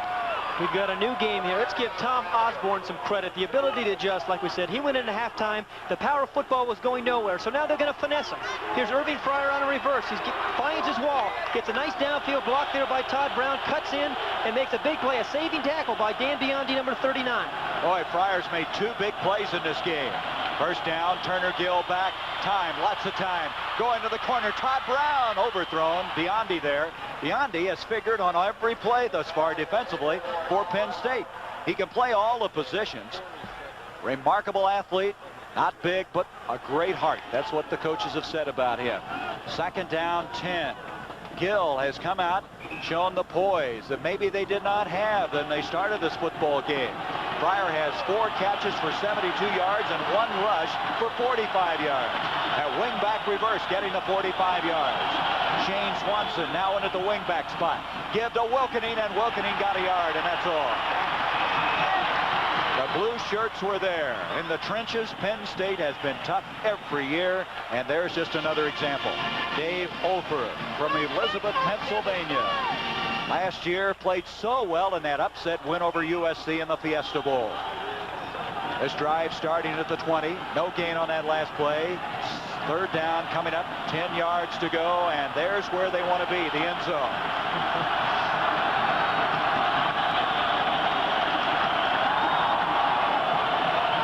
Third down, 10. Gill with time. Now he's in trouble. Gets it off to Rozier, and he has dropped the ball. Let's see. I think it's incomplete. It will be. What happened was Walker Lee Ashley came through, and Gill couldn't see anybody. He was stormed under, and that precipitated all the difficulty. Walker Lee Ashley has been in Nebraska's backfield all afternoon. You're going to see him here again. He's to Gill's back now. You can see Ashley fight off a block. He comes in, he puts some pressure on him, he's in his face. Gill does a nice job of getting rid of the ball. This will be a 35-yard field goal attempt. Remember, this is the first attempt of the year for Nebraska. Kevin Seibel to kick it. Turner Gill, the hole, bad snap, he's in trouble. Gill, he's not going to get the first down. Boy, the field goal kicking teams have really had a difficult time. Penn State missed 3. Nebraska didn't even get a crack at it. They gained a yard on that play, and the ball turns over at the 17. This is what happens when you don't get much practice. They won 58-0 last week, and they hadn't had much practice kicking field goals. A poor snap. Turner Gill tries to make the best of it by getting to the outside, but the Penn State defense responds. Did they? They had a wave of tacklers at the 17. I would imagine this week both teams might work on their field goal kicking. You think that might be on order of the day? 12:30 to go now. Third quarter. From the 17, Coles. Warner in the backfield. This is Warner. Warner out to the 25. Oh, what a run. He just glides. And to the 25, he's 2 yards short of the first down. He has 78 yards on the day.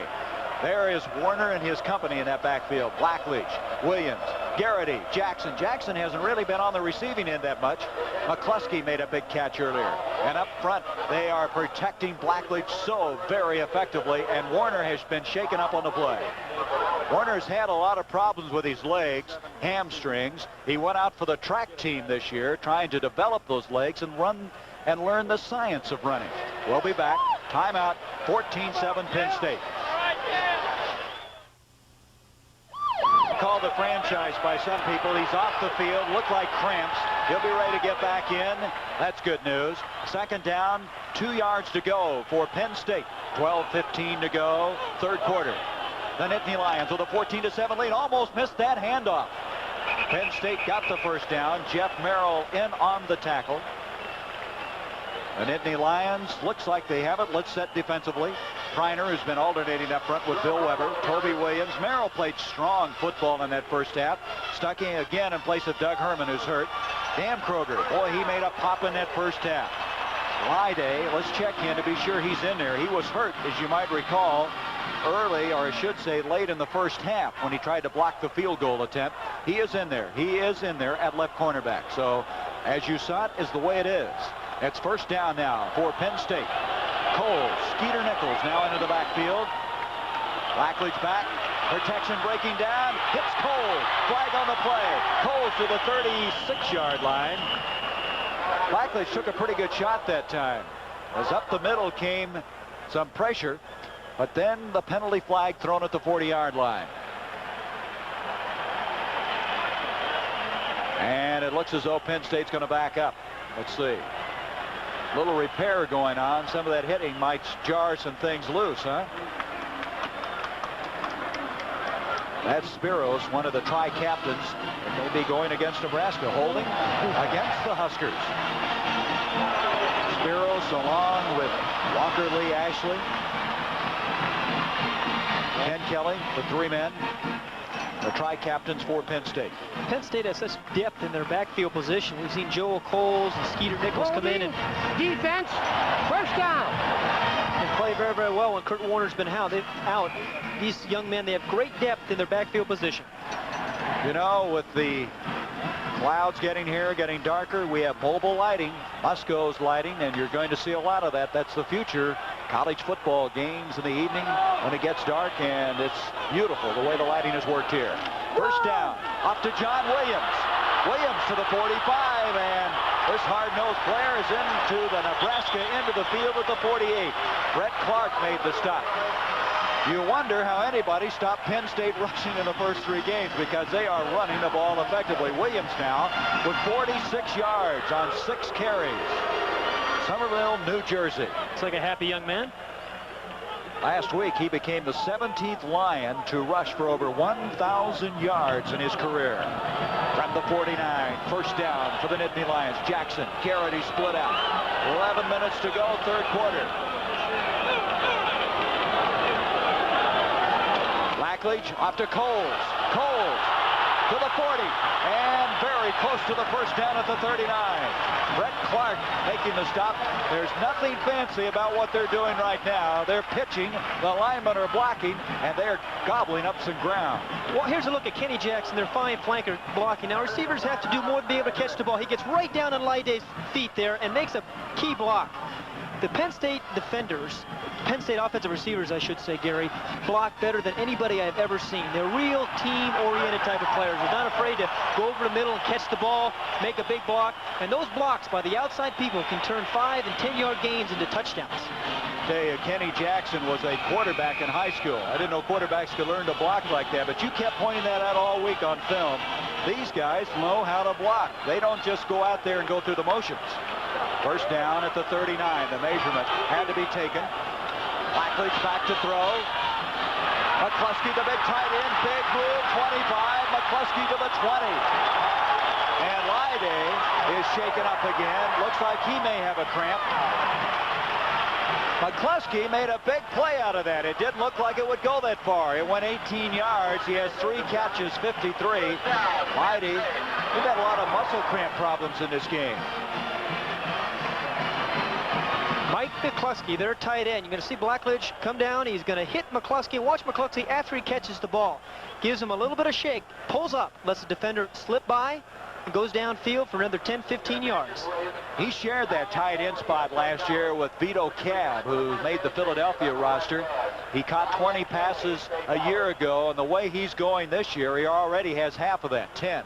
3 today, 7 coming into this game.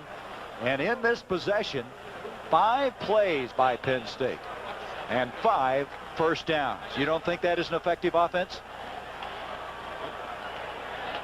Here from the end zone, Penn State fans signaling number 1. That verdict still up for grabs. First down now from the 20-yard line. Blackledge moving the team, 5 plays, 5 first downs. Kurt Bowman now in at tight end. Skeeter Nichols.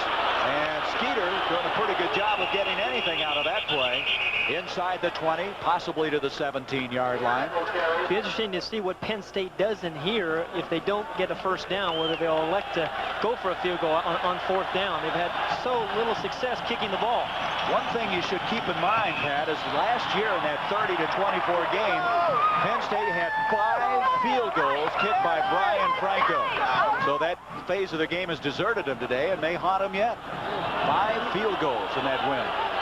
Warner in the backfield now has returned. Back to throw. Blackledge on 2nd down and 8 over the middle. And it is caught for the touchdown. Kenny Jackson.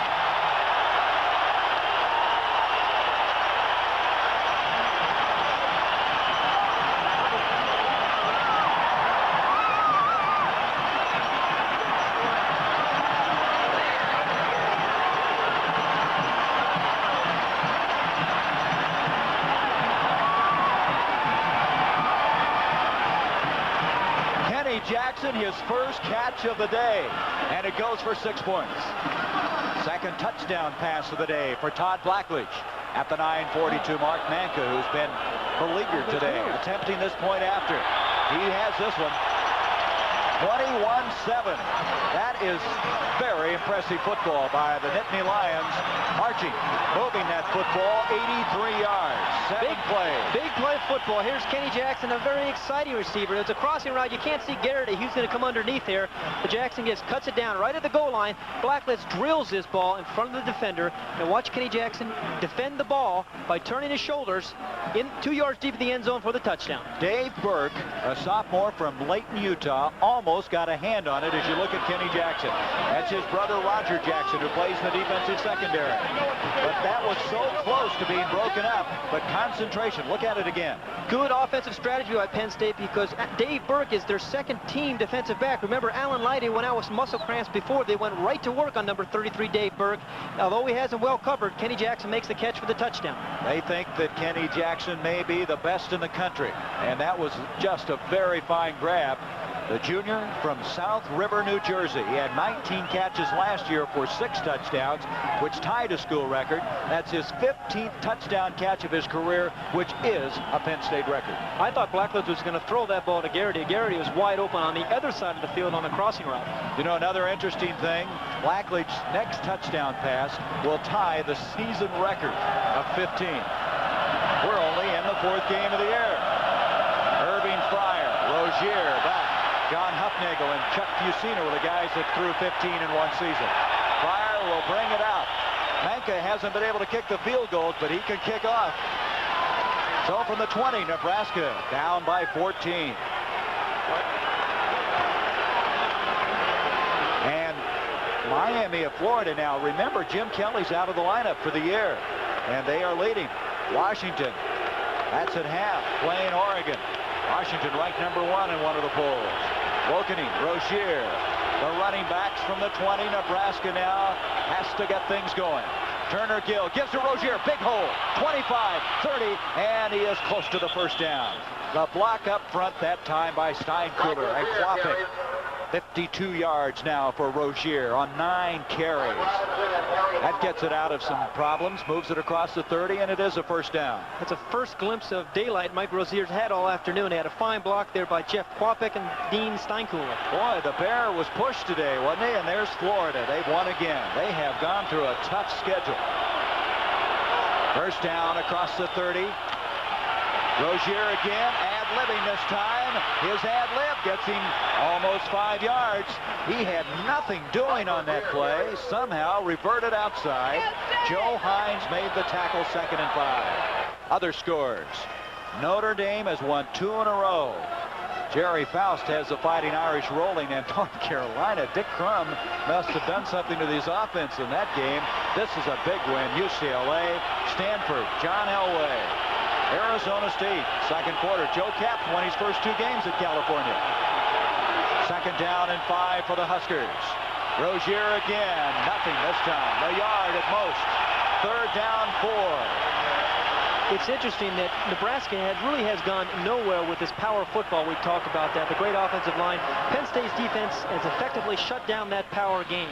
What Nebraska has to do here is let Turner Gill use those passing skills that we saw at the end of the first half.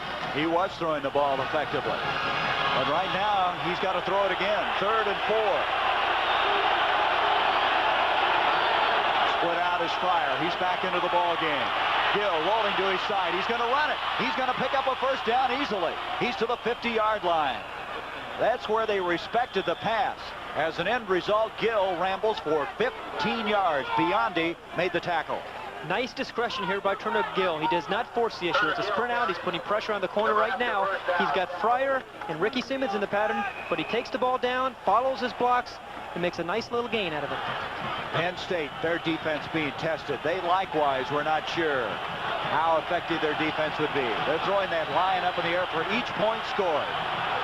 That's going to be a long day, the way Penn State was moving here in the 3rd quarter. Back to throw. Gill, short. Turner Gill trying to hit Fryer. Fryer looked like he was having some muscle spasms or cramps. He's back in.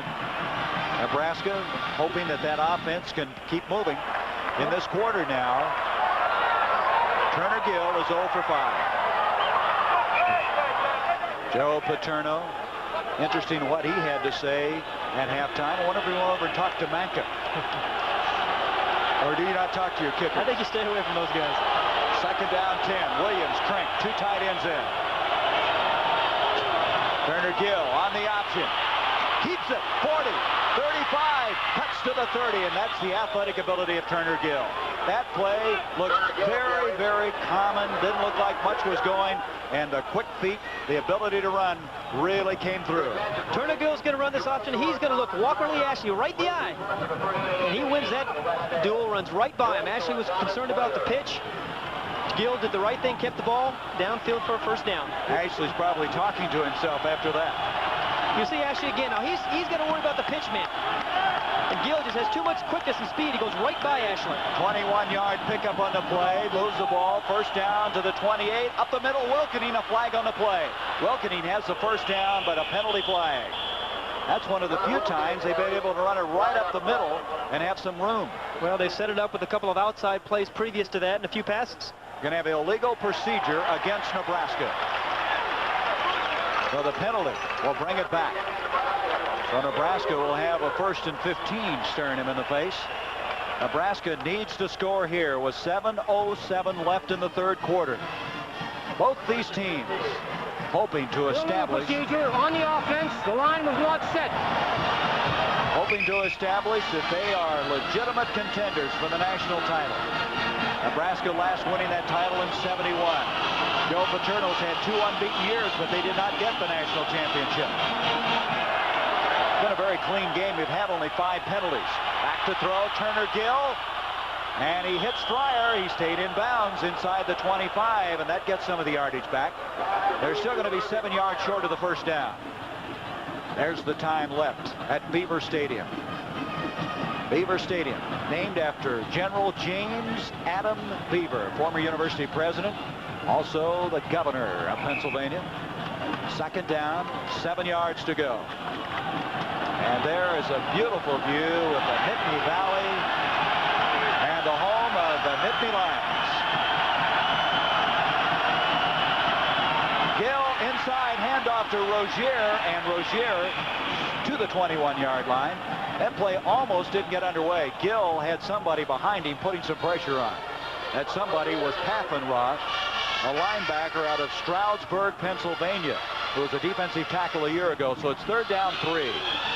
is a big down here. Nebraska needs a touchdown, not a field goal. So this 3rd and 3 is a critical situation for them. Well, they'd be in 4-down territory if that's the case. Here we go. The crowd sensing this moment. Gill to Rozier. Rozier's got it. That's power football to the 15-yard line. Rozier, who weighs in at about 210. He's 5'11". Transfer out of Coffeyville Junior College in Kansas. First game, he had 127 yards, and last week, 149 against New Mexico State. He has 41 this quarter, 67 for the game. First down, just short of the 15-yard line. Nebraska battling back after Penn State took a 21-7 lead. Welkening along with Rozier in the backfield. Rozier waiting for the block and didn't develop. Good reaction, in particular by Al Harris out of Wyoming, Pennsylvania. Harris is one of those Villanova transfers. We had one last week that played for Boston College, and Harris, after Villanova dropped their football, coming over, and he's been a welcome addition. 2nd down and 9. This drive, remember, starting at the 20, the 11th play coming up. Ricky Simmons split to the bottom. 5:42 to go, 3rd quarter. Turner Gill rolling. He throws to Welkening. Welkening to the 5. He looks like he may have a 1st and goal. He's awfully close. He might be a yard short. Let's see.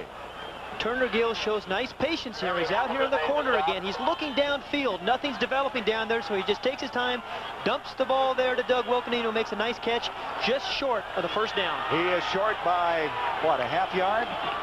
Anyway, another big play. 3rd down coming up. Here's where you like to have a guy like Dave Remington playing center for you.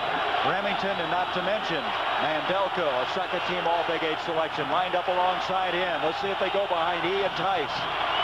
Welkening in the backfield. Rozier, 3rd and 1. Rozier, and he got it. 1st and goal. I don't know if you could stop Nebraska in that situation. There's a lot of beef up front. They control the line of scrimmage. Ashley made the stop, but it's going to be 1st and goal at the 5-yard line, I believe. They're looking, but it's quite apparent they've got it. Now they're going to bring him in, and they're going to prove me wrong. I thought they had it anyway.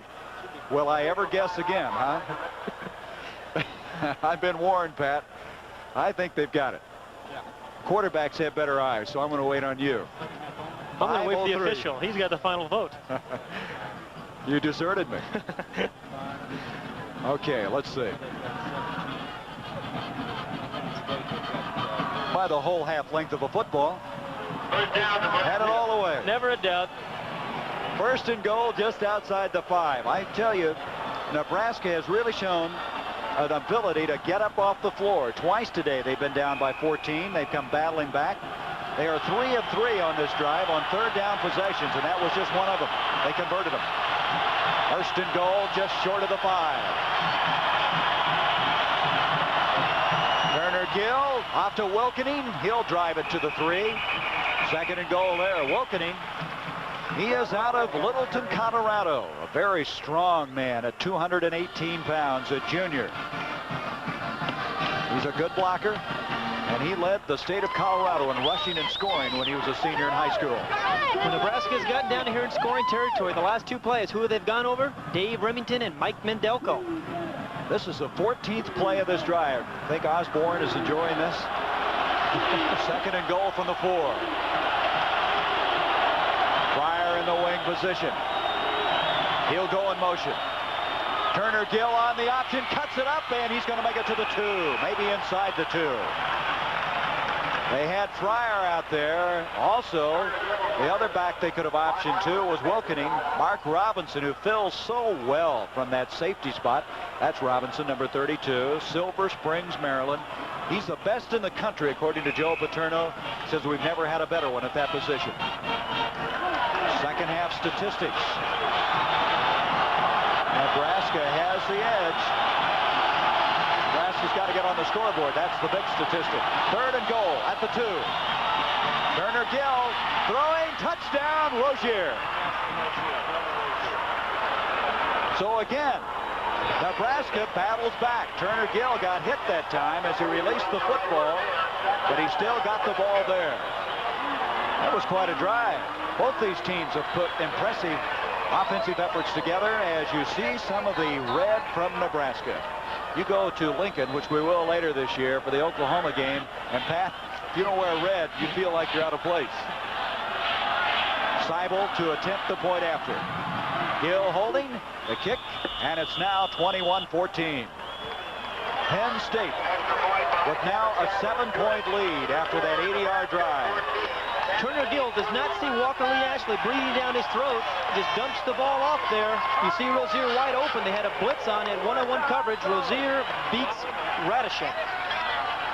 And as an end result, 7 points separating these two excellent football teams. Still 3:28 to go in the third. Tell you what made this last play work. Watch Irving Fryer, number 27 there, make a block. Now that man is supposed to be covering Mike Rozier, who you're going to see out here in the flat, who's going to catch the touchdown pass. Irving Fryer made the play, blocked that man, and Mike Rozier came wide open for the score. Excellent camera work. Our director, Bob Fishman, our producer, Rick Lasavita, on top of the scene as right now Seibel kicking off. 21-14, Penn State with the lead. That's Bowell. Kevin Bowell to the 15, breaks out of there to the 23. That looked like it might materialize into something very big. So Penn State was off the field offensively for 6 minutes and 14 seconds. You wonder, after that long 80-yard drive, what that does to you. But Blackledge, each time out, seemingly has been able to do what he's wanted to do. That last drive, they marched down in a hurry. The Nebraska defense, real Gary, has not answered the call all day long. This is critical for them right now to slow Penn State down, give their offense the ball back. Merrill in at that nose tackle. Stuckey alongside him. Toby Williams up front. To Joel Cole. And Cole out to the 28-yard line. That's what they used effectively in that other drive. Just the quick pitch, try to get outside. It's been effective. Dan Kroger over to make the stop. He had a brother Maury who played fullback for Nebraska in the 70s. Now with 3:04, it's second down and 5 yards to go. Cole, Skeeter Nichols in there. Warner again might be having some problems with the leg. Skeeter Nichols, very fine football player, just a sophomore. Blackledge on second down. He gives up to Skeeter Nichols. Nichols, 30, 35, first down, 40, 45, all the way to the 50-yard line. That is depth. You bring a sophomore in for a Heisman Trophy candidate and get that kind of production. Brett Clark eventually rammed him out of bounds. Tom Osborne is concerned about his defense, and all day long the defense has not done a good job. Skeeter Nichols around the corner. Nobody's there putting any pressure on him. He gets a nice lead by Ron Heller, number 78. Skeeter Nichols around the corner for a big gain. You mentioned 78. He was a tight end at the start of the year. Ron Heller, just the shuffling that Joe Paterno does so well. 22-yard run to the 50. Back to throw, Blackledge, Battaglia blocking for him. Complete to Kenny Jackson. Jackson to the 40. Boy, is he quick. Dan Kroger somehow got out there with him. Jackson, you might recall earlier, catching the touchdown pass. His first catch of the day, and now he has his second, and to the 40-yard line. Looks like they're just short of the first down. It'll be second down and less than a yard to go. Kenny Jackson again went to work on Dave Burke. You see Tommy Osborne trying to get something going with his offense. They had a very successful drive last time up. Here you see Dave Remington there in front. Joe Paterno on the other side has that offense moving again. Coles, Nichols in the backfield. Blackledge on second and less than a yard. McCluskey, he's run out of room. On the far sideline, defending was Harris. Also getting over there was Chris Van Norman. And that'll bring it to third down. And you see the difference in Penn State football there, Gary. That was second and about a half a yard. And what do? They go deep with the tight end, McCluskey, down the sideline. Now, second and a half yards is a good time to do that. It's called the throwaway down. Now, they have third and short here, and they can still pick up the first down. And that shows you how much they are short. Again, I wonder if Penn State through the years would have done that. That might be a new wrinkle, too, the way they've attacked this thing. They are a wide-open football team. Here is Blackledge sneaking it forward. Now Now, there is a man that would be tough to stop, I would think, in those circumstances. Blackledge is 6'4". He weighs 222 pounds. And if he gets any charge at all, he just falls forward. Blackledge did lose 10 pounds working out, but he is a big man and a man who you can just see has complete confidence in his teammates. Give Mark Battaglia, the center there, some credit, who cleared the way for Todd Blackledge to make the first down. Battaglia out of Pittsburgh. First down at the 38-yard line of Nebraska. Two receivers put to the bottom of the screen. Skeeter Nichols. Nichols hemmed in and may have gotten back to the line of scrimmage, and that's all. Nebraska reacting well. 1 minute, 10 seconds to go, third quarter. Steve McWhirter over. McWhirter, a hard luck player last year, sustaining that knee injury. He battled back. He lost his starting job, but now playing a lot of football, and this his senior year. This drive by Penn State does a couple of things, Gary. Number one, it gives them an opportunity to score, but more importantly, it keeps Nebraska's offense, who's got a hot hand right now, off the field. Jackson to the bottom of the screen. Garrity split to the top. Second down, 10. Pressure put on, and John Williams had it. They're going to rule it a completion, I believe, and Nebraska's return has come up with a football. I don't know if he had this one. Joe Paterno is on the field on the far side. Let's look at it again. Williams is claiming he never had possession. Gary, that might have been a backward pass, otherwise known as a lateral, which would have made that ball live. Dave Ritter was over there. He put the hit on him. Let's see. You're going to see Todd Blackledge. It's tough to tell from this angle here, but if that ball is thrown behind him, it's a live ball. It's called a backward pass, otherwise known as a lateral. That's why the ball is still live. That replay indicates he had it for a stride. Anyway, Nebraska, big turnover at the 50-yard line. Given a new man in the ball game, Jeff Smith. Jeff Smith has been a sensation in the early going, a sophomore from Wichita. First time he touched the ball, he went 80 yards for a touchdown this year. Let's look again. I want to be convinced on this. You take over, Mr. Hayden, and explain this one to me on the last pass to John Williams. Well, we're going to have it here in a moment. From the 50-yard line, second down, 10. We'll get to it in a moment. Randy Tice has come out of the ball game. John Sherlock has replaced him at offensive tackle. And that is going to be the end of the third quarter. The score here at Beaver Stadium. Penn State 21, Nebraska 14. We'll be back with fourth quarter action after this message and a word from your local station. In before the name goes on.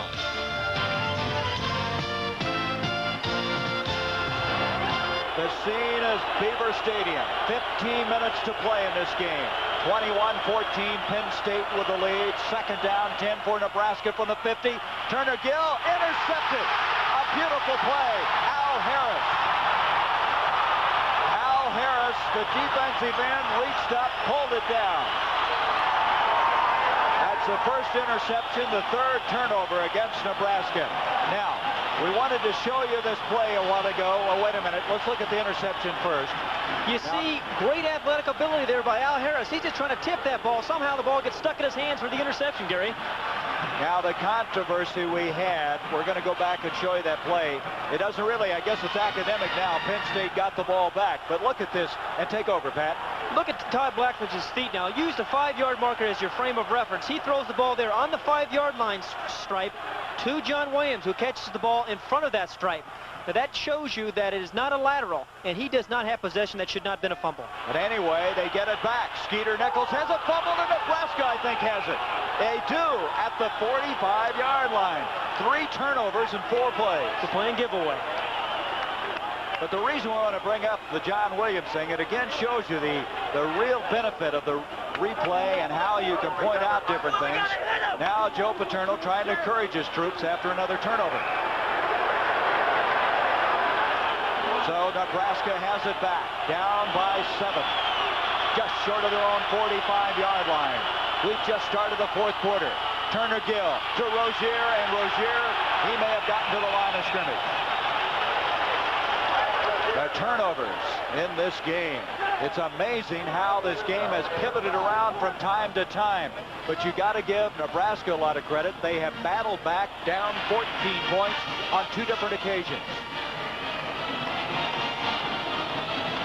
From the 44-yard line, second down, 11. There's been a lot of offense in this game. Out to the far side is Simmons. He is split out along with Fryer. Rolling out is Turner Gill. It's broken up, and it's caught. It's caught on the deflection by Fryer, and that'll be a first down. Fryer again having trouble with the legs. Must be the cramps that have been plaguing him all afternoon long. Grabbing the toe is an indication. Let's look at this one. A good luck never hurts anybody. You see Scott Radisek get a hand on the ball, alert play, but Irving Fryer's there to make the catch. We've had something develop on this last play as Fryer's coming out. The lights have gone out on this near side of the field. And they will continue play. The ball at the 38-yard line. It's getting dark here because it's overcast. Some rain has been forecast. First down from the 38-yard line, up the middle. This is Wilkening to the 30, to the 25. He fumbled the ball. It's loose. And Nebraska has it. Much to the dismay of the Nittany Lions. There's Joe Paterno. He wants to sort out what's happening. The ball just elusive right now. Both teams having a tough time hanging on. You're going to see Doug Wilkening right over Dave Remington. He breaks into the clear. Now, you're going to see his fumble coming up. Now, you must remember, you have to have possession of the football to gain control. Here you see a lot of Penn State players diving after the ball. Nobody had a control before the ball went out of bounds. Very good call. It's a split coup. Remember that. The Independents along with a big 8. 15-yard gain on the play with the fumble included. Pass intended for Brown. That'll stop the clock with 13:44. A lot of things happening here in bunches. That stops it. Brings up second down 10. Look at the yardage in this ball game in the third quarter. And total yardage, 735 yards of total offense. That's incredible considering you've seen at least one very good defense in Penn State. Nebraska, although their defense has not been tested up to now, they were pretty good coming in. Our statistician Mike Swanson's been a busy man here today. Second down 10, inside the 25, up the middle. Doug Wilkening, who's playing now and playing very effectively, short of the 20-yard line. It's going to come to a third down, still 7 yards to go. Lots of time left in this fourth quarter. Nebraska, you might recall, tried one field goal. They didn't even get it underway. Would they try it again? Brown split out. Fryer split out. Wilkening, Rozier, the running backs behind Turner Gill. Turner Gill rolling out. Broken up. And it's fourth down. It looks like Mitch Klink was the intended receiver. But number 70, Gattuso, had a hand up on the ball and batted it down. A man shaken up is Ken Kelly now for Penn State. Ken Kelly out of Stratford, New Jersey, one of the tri-captains. He was a part-time starter last year for Joe Paterno, had a great spring. They say the biggest difference is him is he works so hard on the weights in the spring. Timeout, Penn State by 7. Dancing in the streets of Evanston, aren't they? Northwestern ended that long scheme. There is Ken Kelly. He looks like he's going to be all right. It's field goal time for Nebraska. And this is not anything but an anxious moment for the Cornhuskers. The last time they didn't even get the kick off. Seibel had not attempted any prior to this game. And this time he's going to try one. They're going to mark it at the 27. It'll be a 37-yard attempt. There is Seibel. Seibel's kick, and it is up. It's good. And Seibel kicking his first field goal of this season, and it's 21-17. A good hold there by Turner Gill, because that snap again was low on the ground. Turner Gill had the hands and the poise to pick it up, plays it on the tee for Seibel to kick the field goal. You saw the Nebraska section, the red, the Nebraska Cornhusker, their team trailing 21-17. Has been able to stop anybody in the second half. Nebraska now down 21-17. Seibel kicking off. Bow goes back for Penn State. He's going to bring it out. Out to the 15. Bow out to the 20, and he got about a yard extra. Wait, the ball is loose again, but it's been blown dead. He got a yard for his efforts. Out to the 21-yard line. Now the question You're leading 21-17. Do you get a little more conservative, or you just keep cranking up the passes as Penn State has done so well? Well, this is where Penn State would like to have that strong running game, believe me, where they control the ball and the clock. However, they've been so successful passing the ball, I would expect to see them continue doing that here in this fourth quarter. Well, let's see what happens from the 21. By the way, Ken Kelly went off a while ago, had a pulled hamstring. Warner, Williams, the running backs behind Todd Blackledge. 12:56 left in this fourth quarter. This game has been up to what we expected. Up it goes to Williams. 25, 27-yard line. John Williams to the 27. It'll bring up second down and almost 5 yards to go. The offense in this game, we expected a high-scoring game. It did not start out that way, however. And there in the second half, both teams have put it all together. Kurt Warner now comes out of the ball game. Skeeter Nichols replaces him at the tailback. Kenny Jackson, Greg Garrity split out for the Nittany Lions. This series 5-4 in favor of Penn State. Fourth consecutive year they've met. Back to throw, Blackledge. Complete to Williams. And Williams is drowned in a hurry by Dave Burke. Dave Burke, one of the many sophomores they're playing in the secondary. He was the number 4 backup in spring, then has come on this year to be the number 2 left cornerback behind Lyday. Washington struggling with Oregon, third quarter. Arizona State, they're unbeaten. California's unbeaten. Joe Cap, surprising start. Oh, look at this. Michigan State. Remember, Miami playing without Jim Kelly. Third down, 2 for Penn State. And we may have a timeout. That's what we're going to have. That'll be the first timeout used by either team in the second half. 11:36 left to go in the fourth quarter. Penn State, decision time coming up. We come back, it's 3rd and 2. 3rd and 2 for Penn State at their own 29-yard line. They have the power backfield in. Now they jump Williams into the wing position. Send Williams in motion. Blackledge, pitch to Mumford. First down. Tony Mumford. Sophomore from Lindenwood, New Jersey. Good blocks thrown up front. We're going to take a look here at number 85, Wade Priner, the defensive end for the Nebraska Cornhuskers. He does his best in trying to turn the play inside, which he does, but Tony Mumford turns it inside for a big 3rd and 2 play.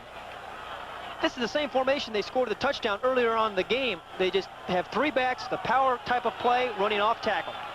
Williams and Skeeter Nichols, the running backs. It's the 23rd first down in this game for Penn State. Nebraska has 17. Here is John Williams. Williams to the 40, 45, another first down. He's all the way to the 50. Williams is not that big, but he was running with people on top of him. 5'10", 198. Dave Burke eventually, along with Dave Ritter, made the stop. 68 yards now for John Williams. There's Dave Remington. He wants that football back. The Huskers down 21-17, and the Outland Trophy winner wants his team to get the football without more points to catch up with. 10:45 to go in this game.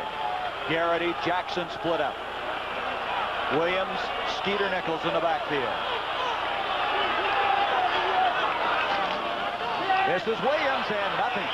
The reason Dave Ritter closed in. Ritter, who started 1 game last year for Nebraska, has 8 brothers and 4 sisters, and is from West Point, Nebraska. A loss of 1 on the play. Your attention, please. Joe Kraus from It's an interesting statistic. Very nice balance. What surprises us coming into the game, we expected Penn State to be heavily a passing team. They have been up to this point. They've shown great balance, and it's really helped them on this drive where they're keeping the ball away from Nebraska. Joe Paterno has put his team together and been ready for this big game, and they've been equal to it. Excellent offense. Todd Blackledge on 2nd and 11. Pressure put on. He gets away from Dan Kroger. Broken up. Nice play by Dave Burke. Burke over the back of Kenny Jackson. But what almost proved to be a very big mistake, Dan Kroger missed the tackle on the blitz. Watch Blackledge's strength here. You can see Dan Kroger, as you mentioned, coming in. He's got a clear shot on him, but a big 6'4", 220-pound quarterback shakes him off, gets rid of the ball. Great coverage here by Dave Burke, who tries to make a play and keeps Kenny Jackson from catching the ball. Dave Burke from Layton, Utah, 2-time All-State, state's most valuable player from Utah. He's recruited has an eye back. Led the freshman in rushing, now moved to defensive back. Blackledge, by the way, has not been sacked today. He is so strong back there. 3rd down, 11. Jackson, he's got it. Kenny Jackson, so close to being broken up, but he made the grab. Chris Van Norman defending. 18-yard pickup on the play. Todd Blackledge put some juice on this ball. He's finessed the ball. He's thrown the ball with touch. Here, he just drills it. Kenny Jackson runs a simple curl.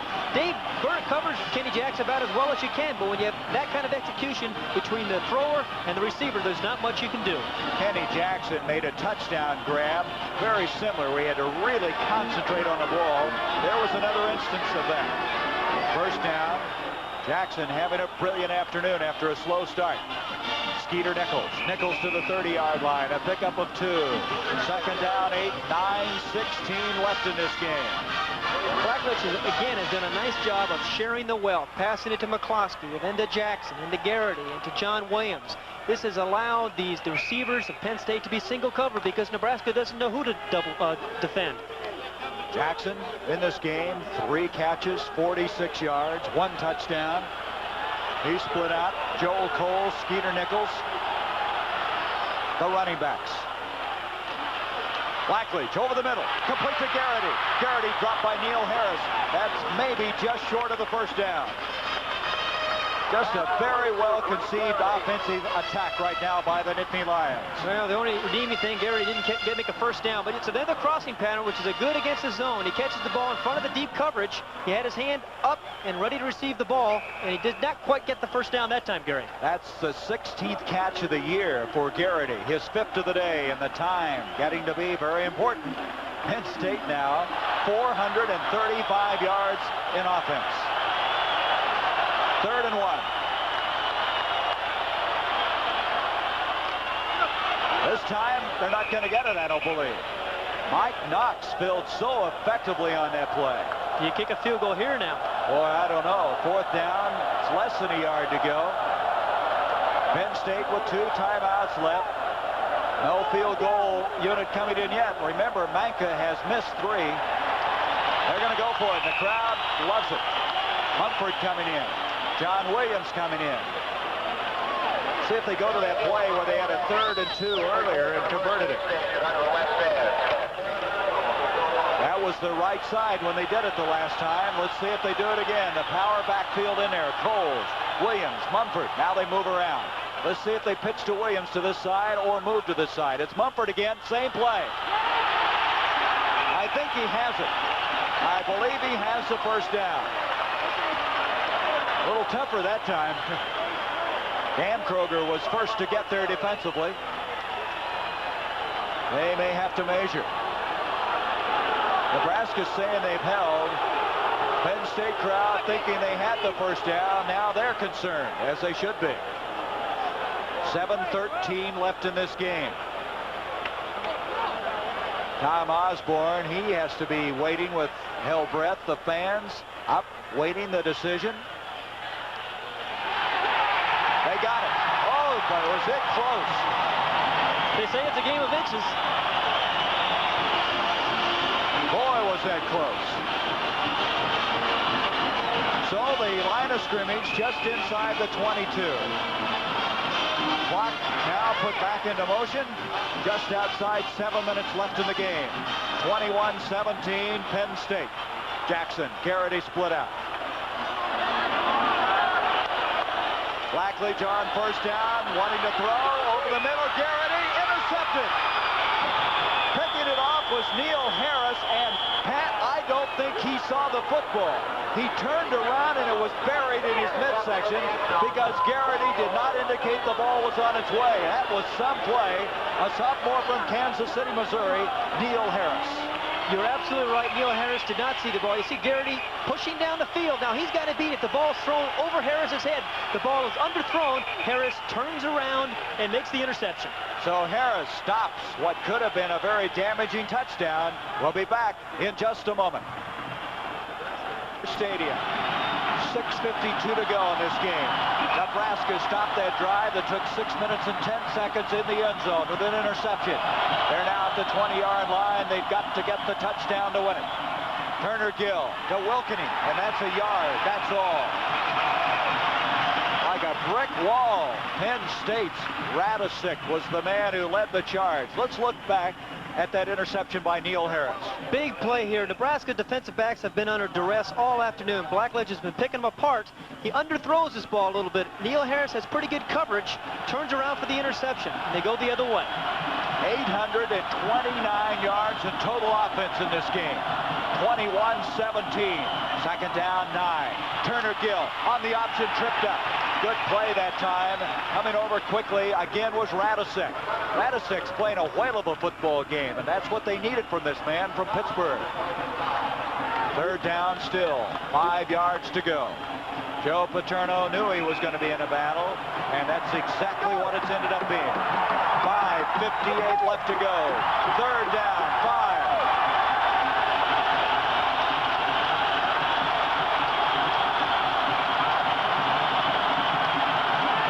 Gill wanting to throw, open, Todd Brown, he's got it, that's a first down.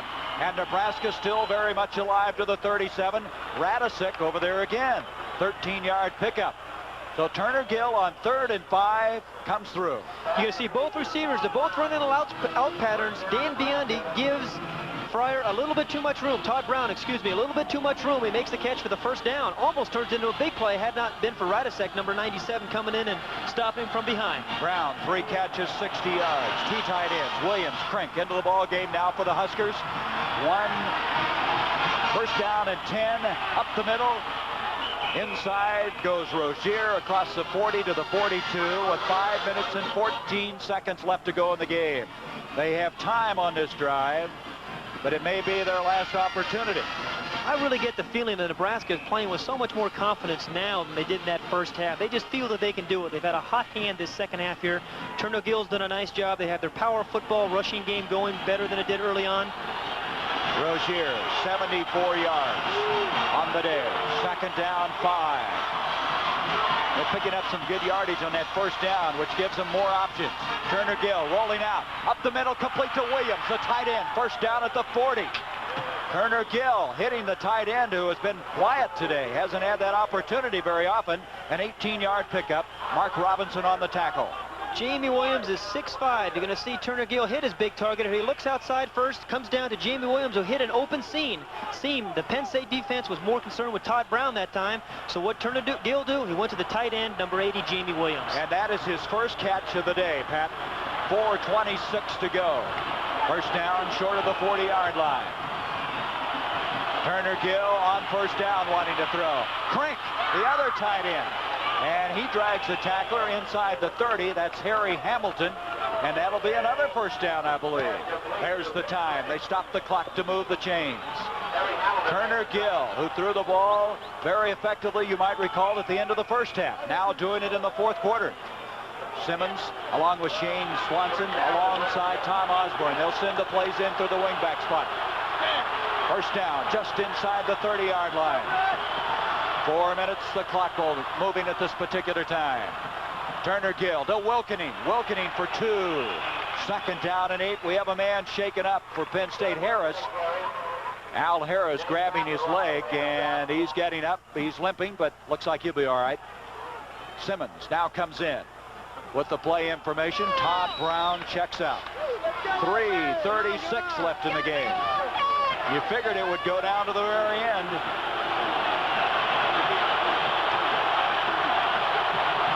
Second down, 9. Turner Gill, and Gill almost picked off and then caught. No, incomplete. Almost picked off by Biondi. Number 39 almost went the other way with it. And now Gattuso's been shaken up. Here's the situation. Beaver Stadium. 3 minutes, 17 seconds to go in the game.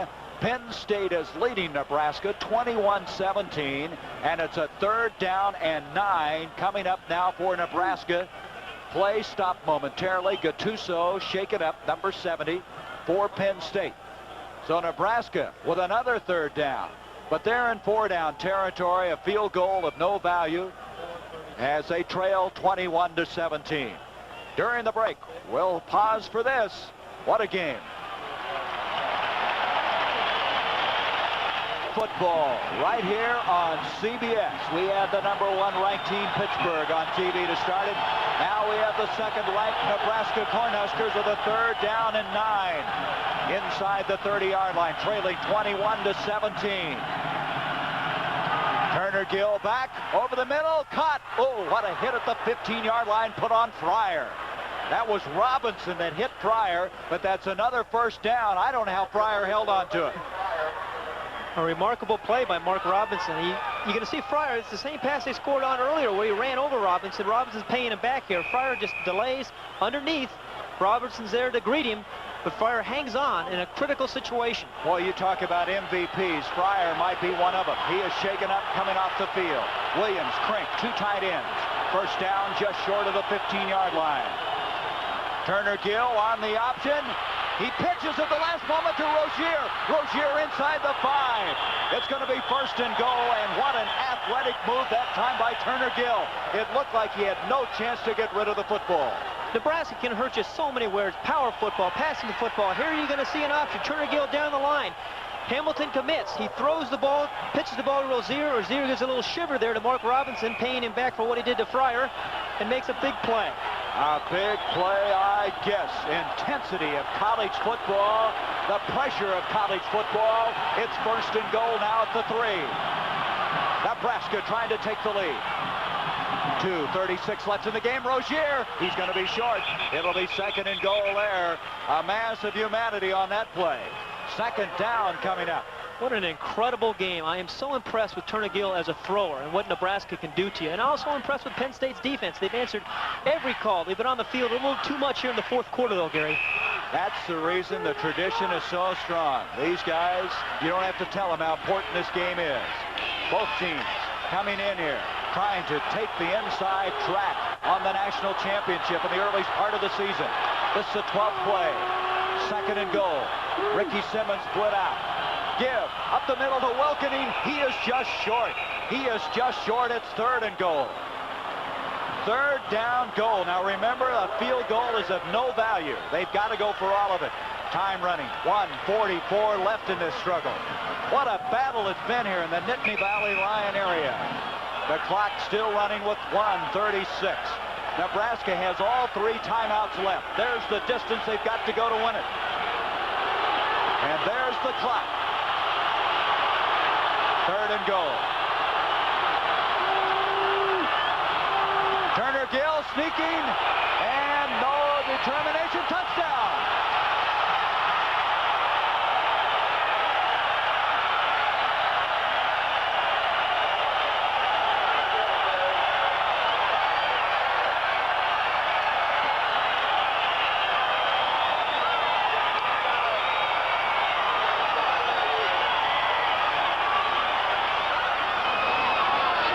Gill has come through. You can see why the offense hinges on him. That was an 80-yard drive, 13 plays, 5:34. An important point after, because the field goal could win it if they'd missed this one. But he got it. 24-21, a minute 18. And this crowd is stunned. 24, Penn State 21. They have been stunned by one of the remarkable drives of this early season. Half yard to go. All you need is just a little bit of a surge, and Turner Gill got it. Watch his offensive line come off the ball, led by Dave Remington. He gets just a little bit of a surge. Turner Gill's up and over the top. The ball just has to break the plane of the goal line. Boy, great camera angle, but you saw Remington. That was a big block. He just gave him enough, didn't he? 24-21. Nebraska has the lead for the first time in this game. 1 minute, 18 seconds left to play. Seibel, who just kicked a very important point after to give them a 3-point lead, 24-21. And there is the story. The time left. A big play offense Penn State has. They still got a last gasp effort. Seibel kicking off. Bow is back deep along with Munford, and Bow is not going to bring it out. A touchback to the 20-yard line. Now, Blackledge has been able to strike, cover ground in a hurry. He's really got to do that now.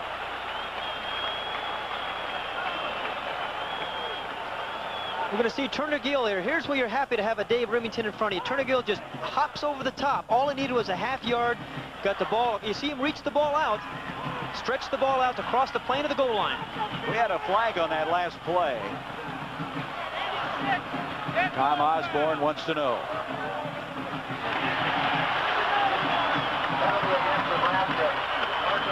Going to be a personal foul against Nebraska. Boy, that makes a difference. 15 yards to the 35, and does that change things? Dead ball, personal foul. Personal foul on the defense. Push down. Washington struggling with the Ducks of Oregon. Michigan State still hanging on to that lead over the Hurricane. Arizona State shutting out California. Arizona State's defense is brilliant. Boston College, we saw them last week. Did you say they're for real? I would say so. Doug Flutie at quarterback. Williams, Skeeter Nichols are running backs. Warner not in there. Back to throw. Blackledge complete. Nichols 40, 45. First down to the midfield stripe. Mike Knotts made the stop at 15-yard pickup. And with a minute 8 now left. Watch co-captain number 56, Pete Sparrows, the offensive guard. He's going to make a key block here for Skeeter Nichols. You're going to see him come out and make a block right there, number 86. You see Skeeter just following his blocks. Back to the live action. First down for the midfield stripe. Blackledge again. Bowell, he dropped it. Bowell tried to make a move before he caught it. Dave Burke, who's played very well in the second half defending on the play.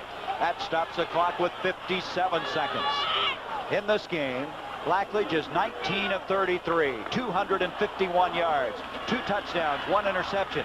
However, in the second half, hasn't thrown for as much yardage. He's 8 of 10 for 76 yards.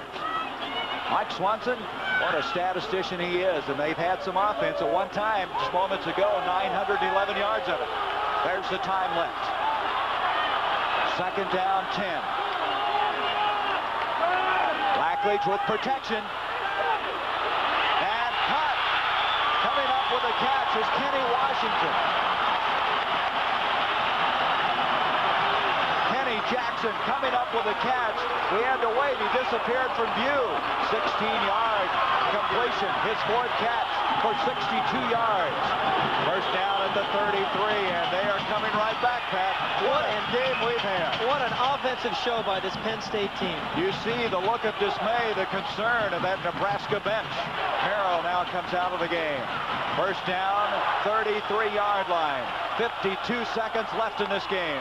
Nebraska leading by 3. Blackledge, a little delay to Williams. That did not fool Nebraska at all. They may have lost a half yard.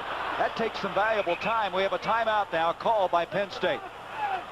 They now have 1 timeout left. Joe Paterno has some decisions to make. 47 seconds left in this game. Blackledge will head to the sideline. What do you think is going through Minka's mind right now, Gary? He's missed 3 field goals. It may come down to the final play where he's going to kick the ball. Well, he's missed 3. You know, another question you have is, do you even go for the tie? Do you go for all of it? That's true. Wind has picked up just a little bit. It'd be blowing into the face of the field goal kicker should they elect to do that. Ball at the 34.5-yard line. This has just been a remarkable afternoon. And Connecticut defeating Yale. Delaware, a winner. Penn defeating Lehigh. Brown over Rhode Island. Boy, Lafayette, a lot of points over Columbia. Clemson had more of a struggle than we anticipated. Duke has scored a lot of points. And Maryland gave this Penn State team a real battle, finally losing 39-31. Maryland has a very good football team. Both teams now have identical total yardage in this game, 471 yards. Second down, 11. Boy, the crowd is quiet. Blackledge going for all of it. Harris is down there along with Garrity. They're out of the end zone. Harris, who intercepted earlier, defended well on that play. Third down, 11. There's our answer, whether they're going to play conservatively. We're going to see Todd Blackledge again here. He's going to go for it all to Garrity down the sideline. He lays it up. He's got good coverage here by Neil Harris. ball is just overthrown out of the end zone. Good defense by number 11, Neil Harris. And so Joe Paterno has 3rd and 11. 2 plays possibly which to pull this out as you look at Dave Remington trying to encourage his defensive teammates. Blackledge, protection breaking down. He gets it off incomplete. That was Merrill who came through along with Toby Williams. Jeff Merrill put the pressure on Blackledge. It's 4th down, 11. 35 seconds. You see Todd looking to the scoreboard. Joe Paterno's going to go for it here. I don't think he has a choice. They're too far out for a field goal. Be about a 52-yard attempt. Plus, Manka's missed all 3. And the wind that we mentioned earlier. That's just absolutely, what are the statistical possibilities of that happening? Unbelievable. Penn State's receivers have to be assured that they get 11 yards when they run the routes here. It's 4th down. Okay, this may be the game right here.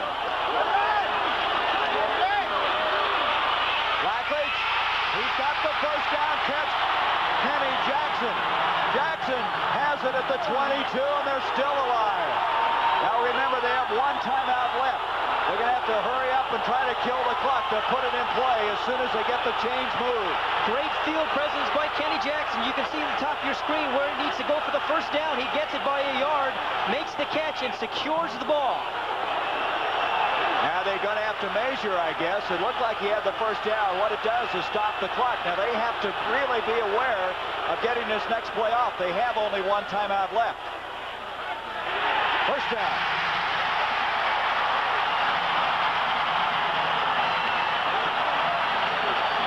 Ready to go. They have the team up there ready to snap the ball. Tom Osborne, he must be churning inside. They will not start it until they put this in motion. Now they put the time in motion. You see it. Blackledge back. First down pass. Going to run. He's going to have to get out of bounds, and he does. He stops the clock with 13 seconds. Still conserving the 1 timeout. He had a long time back there, but nobody was open. Nice coverage there by the Nebraska secondary. Again, they've been maligned all afternoon. They did a job when they had to. 13 seconds left. Penn State trailing by 3. I don't know. Now what would you do? You do have the range of a field goal if you don't get it on this play. You have the 1 timeout left to kill the clock. Although the ball's in the left hash, it's a severe angle for a soccer-style kicker. Jackson Garrity split to the bottom of the screen. Williams, Nichols are running backs. 2nd down and 5. McCloskey. McCloskey's got it at the 2-yard line.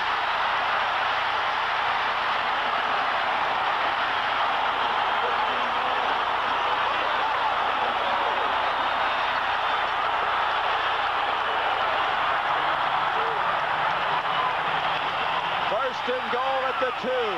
Unbelievable. That's his 4th catch, 68 yards. Blackledge had ice water in his veins. He just stood back there calmly, collectively through the strike. They have 1 timeout left. They've got to be aware of 9 seconds if they don't get in here. Power backfield. 3 backs in. Williams now jumps in. They pitched to Mumford on 2 previous plays. Let's see if they do this time. Nope, they're going to play action fake. Blackledge over the middle. Did he get it? Touchdown! Kurt Bowman.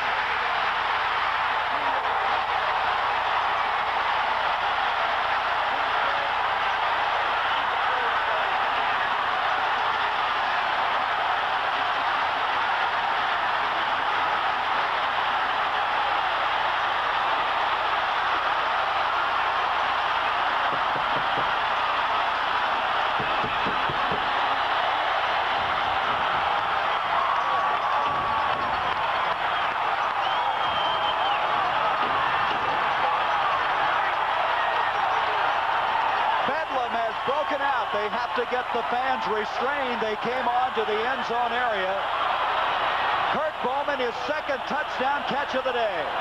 The exact same play, power backfield, a fake to Mumford. Bowman, number 80, you see he's open earlier. The ball is thrown a little bit low. The former tackle goes down low to catch it. I tell you, that couldn't have been any closer.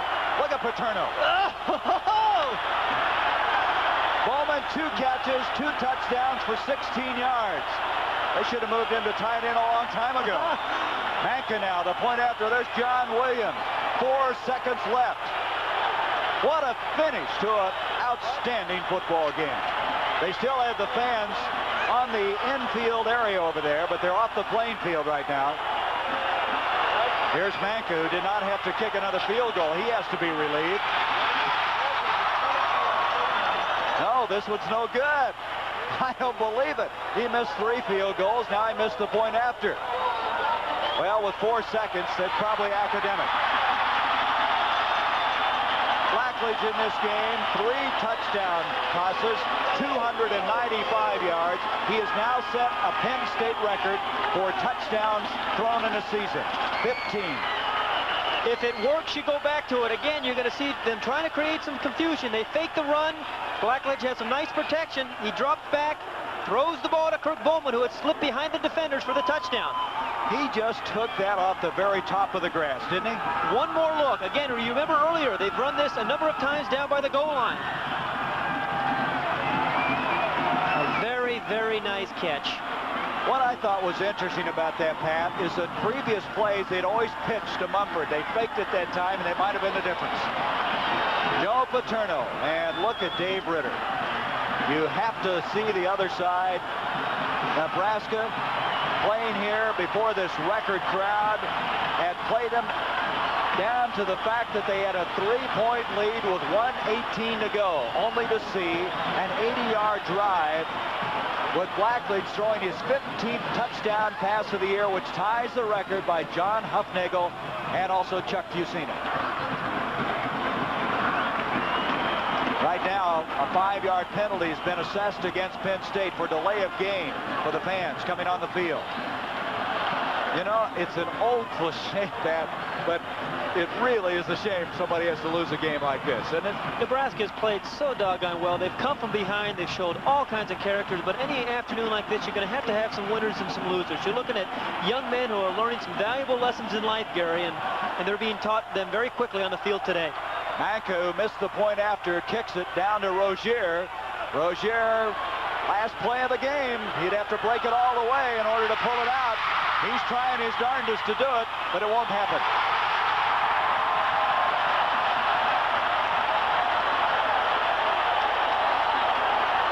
They're tearing the goalpost down.